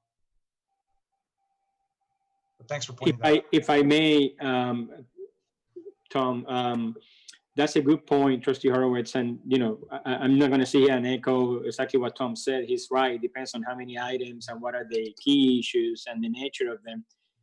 But I think the way it was sort of envisioned, we don't have to change the document. But in the second document, there was a particular step where we take that data, discuss it with staff, and then get the chair and the vice chair involved so that we can come to some consensus as to what are the key issues we're going to be moving forward. I think Tom is correct. If they just 3 or 4, I think that approach is valid. But to your point, and if there are 10 or 12 or too many to really get a consensus, we may, instead of taking that approach, which certainly the board can designate the chair and the vice chair to work with us, we could bring it back to your board in August board meeting for discussion so that we can then be ready for the September meeting. So I think both of the approaches work. It just really depends what's the data and information that comes out of the the survey and the discussions with each one of the of you during the summer, right? So I think we are open to either approach. And if I can add to that, I've often found that when in the course of the telephone interviews, we may, and it's very likely, we'd identify a dozen different issues, but it would be clear from the discussions that there are really only 3 or 4 that have widespread concern or traction or what have you. So it might be obvious, it may not, and we're flexible enough to adjust the process to get board input as needed. I just wanted to be sure we didn't have a process whereby on the retreat day, we are both deciding what the agenda items are and then discussing those agenda items. We should know going in which are the top issues. Yeah. And I think prior to that, I would be certainly curious to know what all the topics were raised by others are, just to be aware of who's thinking what, even if it's something obscure and completely off my radar screen that might be on the minds of other trustees. I mean, again, I think that's a very good point. The way I can think of having to deal with that is hopefully by your August board meeting, we'll have a draft agenda for the retreat, and we can either put it as a discussion item for your board meeting or on consent, depending on how we feel about how things are going at that point. And it could be discussed at your board meeting, but at least it will give everyone an idea as to what's the draft, what are the items to be discussed, and give you a chance to provide further input or ask any specific questions. I think that would be a good idea. If in August we could see the laundry list at the very least, and then so that the board knows what the chair, vice chair saw in the before the filtering process. Yeah, I think Trustee Horowitz, that's a good suggestion. I just want to note that I did misspeak earlier when I said if there's any problems with what we do and how we do it, we have a couple of years to tweak it. I was getting that confused with our board. We're going to talk at the governance committee meeting right after here about the board evaluation process. I think that's the biannual process. This one will self-assessment. Yeah, that's correct. My mistake. Okay, any other input, feedback for Tom or Roberto? Maybe something, Roberto, we can consider beyond the strategic planning in the retreat. If we think we're going to have time, I find that retreat is a good opportunity to do things we don't have time to do during regular monthly business meetings, like strategic planning, but also to the extent any of the trustees have a topic of interest or looking to do a deep dive educational thing. And so if trustees have an interest, perhaps we could convey that to Roberto, and then Roberto, if you think we're going to have time in the September meeting to tackle anything beyond the strategic planning, we can incorporate that into the agenda for that day. So anyway, nothing to do on that right now, but if anyone does have additional input on that, perhaps we can pass it on to Roberto so we can incorporate it to future discussions about the September 17th meeting. But Tom, I think we have the green light to proceed as you described on the strategic planning process. Thank you very much for your work on that. Great, thank you very much. Yes. Thank you, Tom. All right, enjoy the rest of the meeting. Thank you. 5F is the discussion on how future meetings might be conducted. Parenthetically, continuing via Zoom versus in-person meetings. Roberto, do you want to facilitate this discussion? I'm sorry, Mr. Chair, were you referring to me? Do you want to facilitate this item? Yes.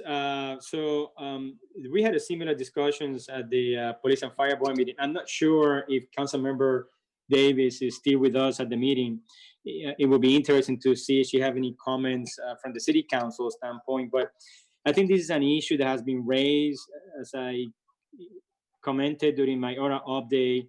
The shelter-in-place order is still in place in the county of Santa Clara, and we don't have any scheduled meetings for July. Your next meeting is past mid-August, so you still have about 60 more days to get to that point, and we don't know how everything is going to be at that point. We do know things are very fluid at this time, and so there was a question. It was raised to hear from each one of you if you have any preference, any comments, or any particular questions or requests for future meetings. It is quite possible. I can tell you that we have heard from some trustees in the past that they may not be willing to come to attend meetings physically until there's such a time that there's a vaccine. And I think that's a very reasonable approach. And so, again, we wanted to kick off this discussion just to hear from you. What are your thoughts on continuing having Zoom meetings?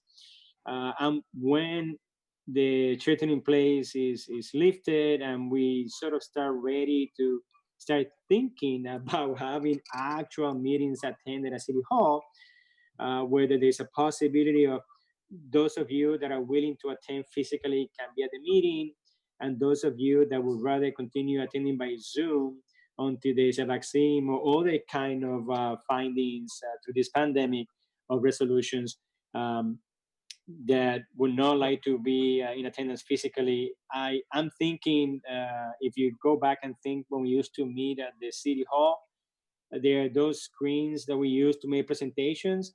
I would think that we should be able to accommodate having some of you attending via Zoom through those screens, and those of you that are willing to attend physically to be there. So that's really the reason for the item, is to hear from you. What are your thoughts, concerns, recommendations, or questions regarding future meetings? I will speak up, Trustee Jennings. And I think that's a great idea. Okay. I appreciate you bringing this up and putting it there. It is a concern of mine as well. Until there is a vaccine, I am in that age group where I shouldn't be out. I shouldn't be in buildings where there's a risk. So I mean, if I were to come to a meeting, I would have to come with my N95 mask, it'd look a little silly. So yes, I like this very much. I appreciate the fact that you've brought that out. And I think the Zoom meetings have been working quite well. City Council is doing that as well. And I was a little concerned about when we might be required to come in for meetings. So I like the fact that we're being cognizant of that. And thank you. I would agree with Trustee Jennings and Roberto. I also like to thank you for opening up the Zoom meetings. We're taking the virus very, very seriously here at our house, as my wife's parents are somewhat elderly. They're both north of 90, and we're trying to make sure that we have minimal exposure so we can take care of them as needed. So thank you for that. Yeah, very good. Yeah, personally, me too. I'll continue to do Zoom as long as that's an option for us. I also take care of my 93-year-old mother, and I'm very concerned about exposure on my part, and then bringing it down to my mom. So I'll continue to do Zoom as long as possible. Maybe another way, Roberto, we can ask: are there any trustees or anybody else on the call who definitely wants to go back to live meetings? Certainly, if we were to do Zoom and live simultaneously from the time shelter in place is lifted for these kinds of forums, and the vaccine, there's going to be it's double duty for staff to prepare live meeting settings as well as the Zoom calls. I'm guessing it would be a big step up in terms of workload. Unless anyone is really wanting to do live meetings, we could default to continuing Zoom until a vaccine is readily available, not just Fauci's early 2021 estimate of when a vaccine will be approved, but rather when is it readily available to everybody. We could default to that, unless barring something that comes up before that time. We can just default to continuing Zoom meetings. Would anybody be opposed to that? Okay. Yeah, I'm not hearing anything. In Mr. fact, Chair? I'm seeing some nods. But yes, Trustee Keller. Yes, no, I wholeheartedly agree that we should probably continue to do Zoom. Since you're in the same boat as my wife and I, you can definitely relate. Yes. To our problem. Yes, absolutely. This is very good information. Thank you. And, I really encourage you, as you have questions for us or any concerns, feel free to reach out to us directly on these issues. But before we leave this item, I wanted to ask General Counsel, this is not like a question, but obviously there were some specific changes that were made to a public meeting requirements to allow to deal with the pandemic. And I just would like to hear from him. I'm assuming that as the pandemic continues, so there is no vaccine, that I'm assuming we're going to continue hearing from council whether these options are still available or not, whether they are legal and everything else. So I would like to hear from council. Because let me just say this, because this was really, really eye-opening for me. As you all know, I come from, I came from Puerto Rico to San Jose, but before that, I spent many years working at the county of Fresno. And just recently, and this is California, right? It's Central Valley, but it's California. Just recently, I reached out to some of my former employees in Fresno, and I was shocked to learn that in there, the board supervisors and the board, the retirement board, continue and has continued through this process having meetings physically attended. They're not Zoom. In fact, my former office of the Fresno County Retirement Office, employees actually go to the office. They haven't even closed. Now, I recognize that's different than the Bay Area, right? But I'm saying that because two things. Number one, it is still just 2 hours from here, and we're still talking about California. We're not even saying Florida or or Texas. This is really, really here in the state of California. And number two, again, I just raised the issue to council because I'm assuming that the Zoom option will continue for a long time unless he feels otherwise. From the legal standpoint, council? I see no indication that the governor is going to rescind anytime within the foreseeable future the exceptions to the Brown Act requiring a physical meeting place.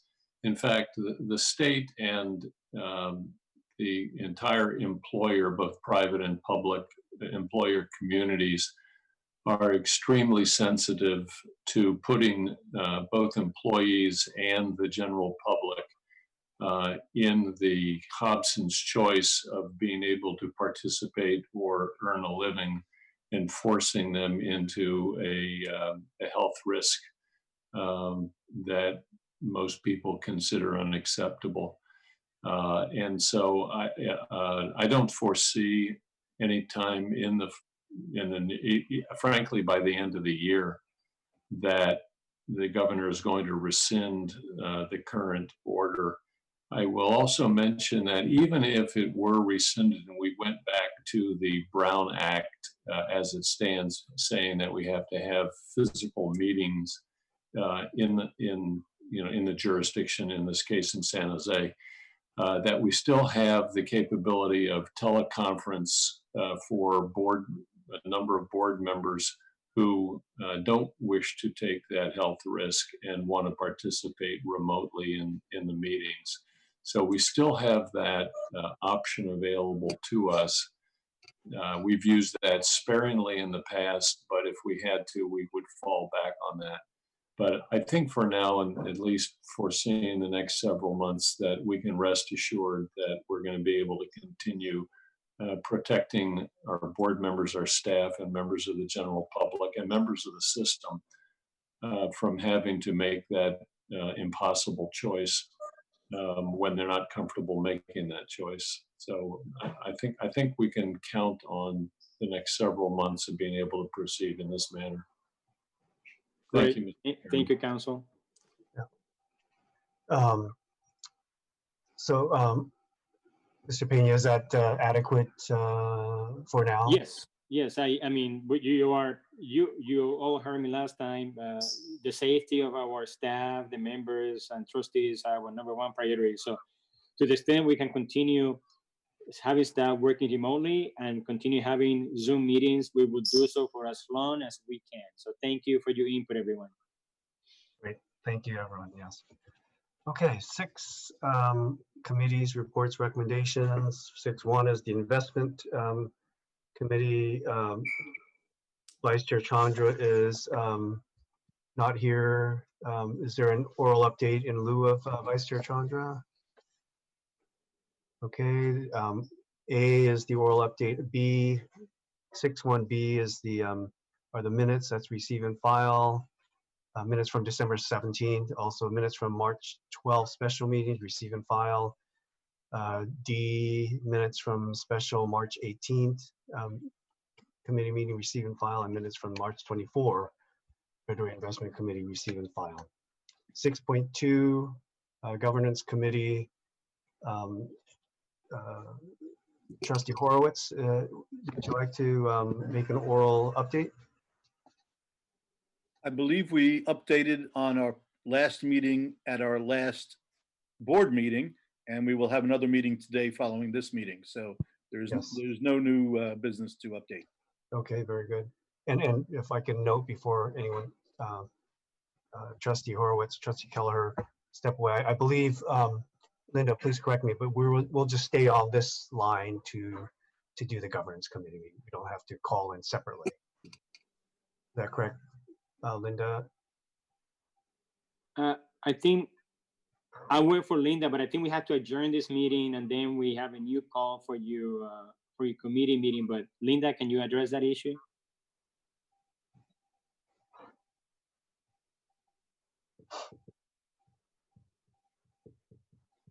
Governance is a different meeting ID, so we will have to adjourn this. Oh, okay. We will step away from the Zoom call. I'm sorry. That's we are staying on this call. We do need to clearly adjourn the meeting, and Civic Center TV has asked us to make sure that we have a clear space in between so their recording can be cut off appropriately. So we can just, for governance committee members, stay on this call after the meeting has clearly been adjourned. Okay, all right. I thought I read that someplace, but I couldn't find mine. Do we have a problem with the public attendance if we're switching away from the originally published call-in number? No, they are. If you're referring to the governance committee's call-in number, it is the same as this one. Okay, great. Thank you. Okay. Thank you, Trustee Horowitz. 6.3 is the audit committee. Trustee Kelleher, any oral update from the chair? Sure. The most significant things that we talked about were the service audit, where the Office of Retirement Services is reviewing the application process and benefits recalculation. That's going well. Also, we are, as Roberto had said earlier, the audit has started. I had a call with John Caldwell on June the 3rd. They're doing field work, and we'll be doing the interim audit now, with the final field work being completed in October 2020. And on October 15th, we have the field work completed with the target issue date of the audit's results on November 5th, 2020. Very good. Thank you very much. 6.3b, minutes of the February 20th Joint Audit Committee meeting. That is receive and file. 6.3c, 1/1/28 to 3/31 quarterly travel and attendance analysis for the Federated boards, also receive and file. 6.3d, update on the city auditor's recommendations to the Office of Retirement Services, receive and file. 6.3e, update on the pension administration system implementation project, receive and file. 6.3f, report on the service retirement application process and the benefits calculation audits, receive and file.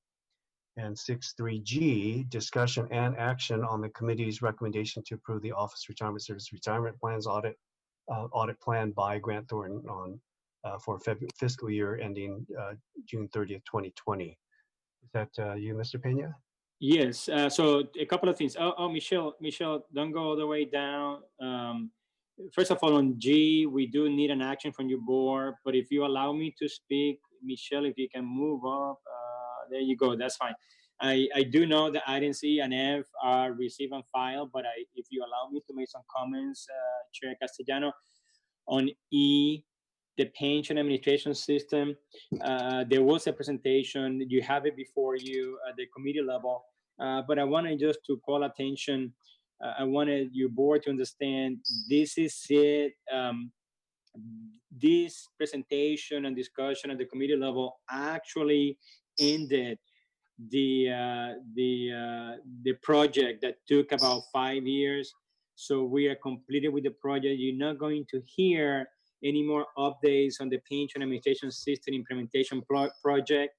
And I wanted to publicly again thank not only the management firm that help us with actually managing the pension administration system project for over the last 5 years, but also publicly thank Barbara Heyman for her hard work and dedication over 5 years of a very, very challenging project, along with the rest of the office staff that throughout the 5 years have to find way to not only complete the day-to-day, but at different times, and especially towards the end, had to basically work almost double by continue doing work on the legacy system, but also bringing everything up on the new system over 3 months.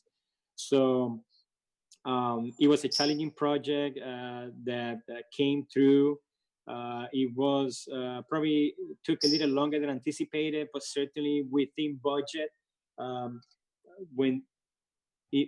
If you may, this actually was approved in my first meeting that I joined your board 7 years ago. The total cost for the project that was approved, the cost was less, but the total amount was $9 million to be split 50-50 on both plans at the time. There were some challenges at first, so the project didn't really start about 2.5 years after that. But again, this is the end. Job well done. Congratulations to Barbara and the rest of the staff for a great job. And I just wanted to publicly make that statement. And if anyone has any comments or questions about this issue or the specific memo or presentation that is before you, we're happy to address them. I'm glad you pulled that off for comment. yeah, Barbara, I'd also like to thank you for all the great work on that project. And, you know, congratulations to you and your team. All of that effort. Successful effort. And in Barbara, were you going to say something? No, I was just saying thank you very much. Okay, very well. In terms of the report on the service return application process, again, I wanted to remind you, I'm heartbroken over here because we are losing Alain. I think he does remarkable work.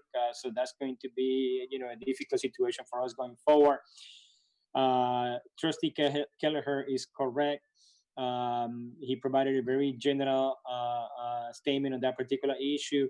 I just wanted to just provide a little more detail to his comments, just to indicate that the audit in general, it did show that the office observed we still have good practices in the administration of the application process, but what it did bring forward was the need to go back and review our implementation process for retirement applications, because it just kind of felt that the expectation, I don't want to call it, it was a little loose, but I think there are times where it took a little longer than we would have liked to bring a member to the first paycheck.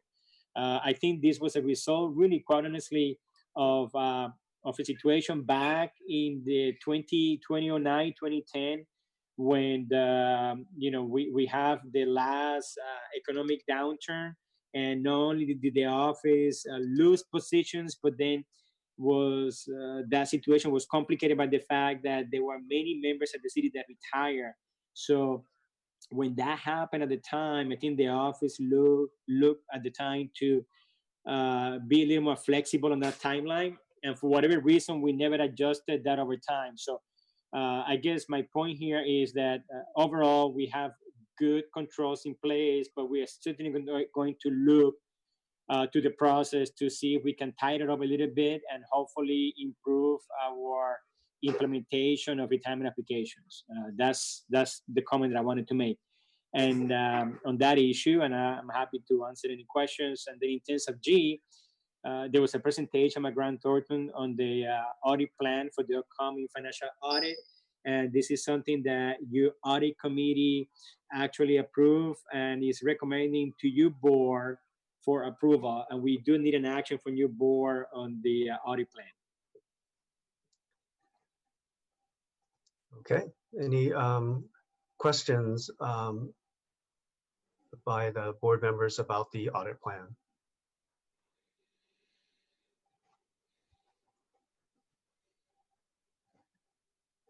Hearing none, could I please have a motion and a second to approve the Office of Retirement Services Retirement Plans Audit Plan by Grant Thornton for fiscal year ending June 30th, 2020? Trustee Keller, so motions. Thank you very much, Trustee Kelleher. I'll second. Second by Trustee Jennings. Any other discussion? Public discussion? Either roll call vote. Trustee Horowitz. Aye. Thank you. Trustee Jennings. Aye. Trustee Kelleher. Aye. Trustee Orr. Aye. Trustee Sun. Aye. I also vote aye. That motion carries unanimously 6-0. Okay, thank you everybody on those items. 6-4 is Joint Personnel Committee. Our last meeting was on May 13th. We do not have any additional updates beyond the CEO, CIO work that the board reviewed last month. Next is item 7, education and training. Everything there. Roberto, I noticed on CalPERS, the program calendar is still not reflecting the virtual versions of the trainings. There looks like they're all, at least this calendar, showing only the location. So it is. Yeah, it hasn't been updated. I have a board meeting later this week. I will make that comment to see has it been updated so we can have a new program calendar. Okay, yeah. I mean, I like their stuff, and I like to participate virtually if possible. So thank you very much. Also, how about the Berkeley one? Is that going to be virtual, or is that the one July The 7C. I think Stackers just sent out an invitation. I have to check. I know I forwarded to Linda this week. If I remember correctly, it is also to be considered to be virtual. So let us check on that. I know Linda has it, and we should make it available to trustees in the event that you would like to attend virtually to the program. So okay. Great. Okay. Are there any future agenda items? no, I don't have any future agenda items. I'm kind of just babbling over here because I do remember making a note to myself to raise the issue here, and I don't remember what it was at this point. Other than in terms of JPC, you're going to be receiving a communication, those of you that are JPC members, and now we know that Trustee Orr is our vice chair. Yes. For the committee. But anyway, you'll be receiving an email asking you whether you would rather have your next meeting in July or August. That's the first question you're going to hear. If it's July, we would like to hear a couple of weeks that may be better for all of you. And if the answer is August, then it's a little easier because then we will try to schedule the meeting on a week that we do not have a board meeting, which means it will leave the second week of August or the fourth week of August as actual options for the JPC. And I think that's it. I'm sure I would remember. Oh, I wanted to let you know, I apologize. I should have said this in the oral update. Both of the board's chairs and vice chairs are aware of this, but just yesterday, and I will make this available at your meeting on the communications for your August meeting. Just yesterday, I responded to the civil grand jury of Santa Clara, responding to the recommendation for the implementation of performance measures for the CEO and CIO annual performance evaluation. The original due date was December 31st. They agreed to extend it to June 30th. And since both of your boards approve in concept this process and the measures, I forwarded a response to the grand jury yesterday. So we have met the deadline, and I will make sure that for your board meeting in August, that response is in communications for your reference. That concludes my comments, Mr. Chair.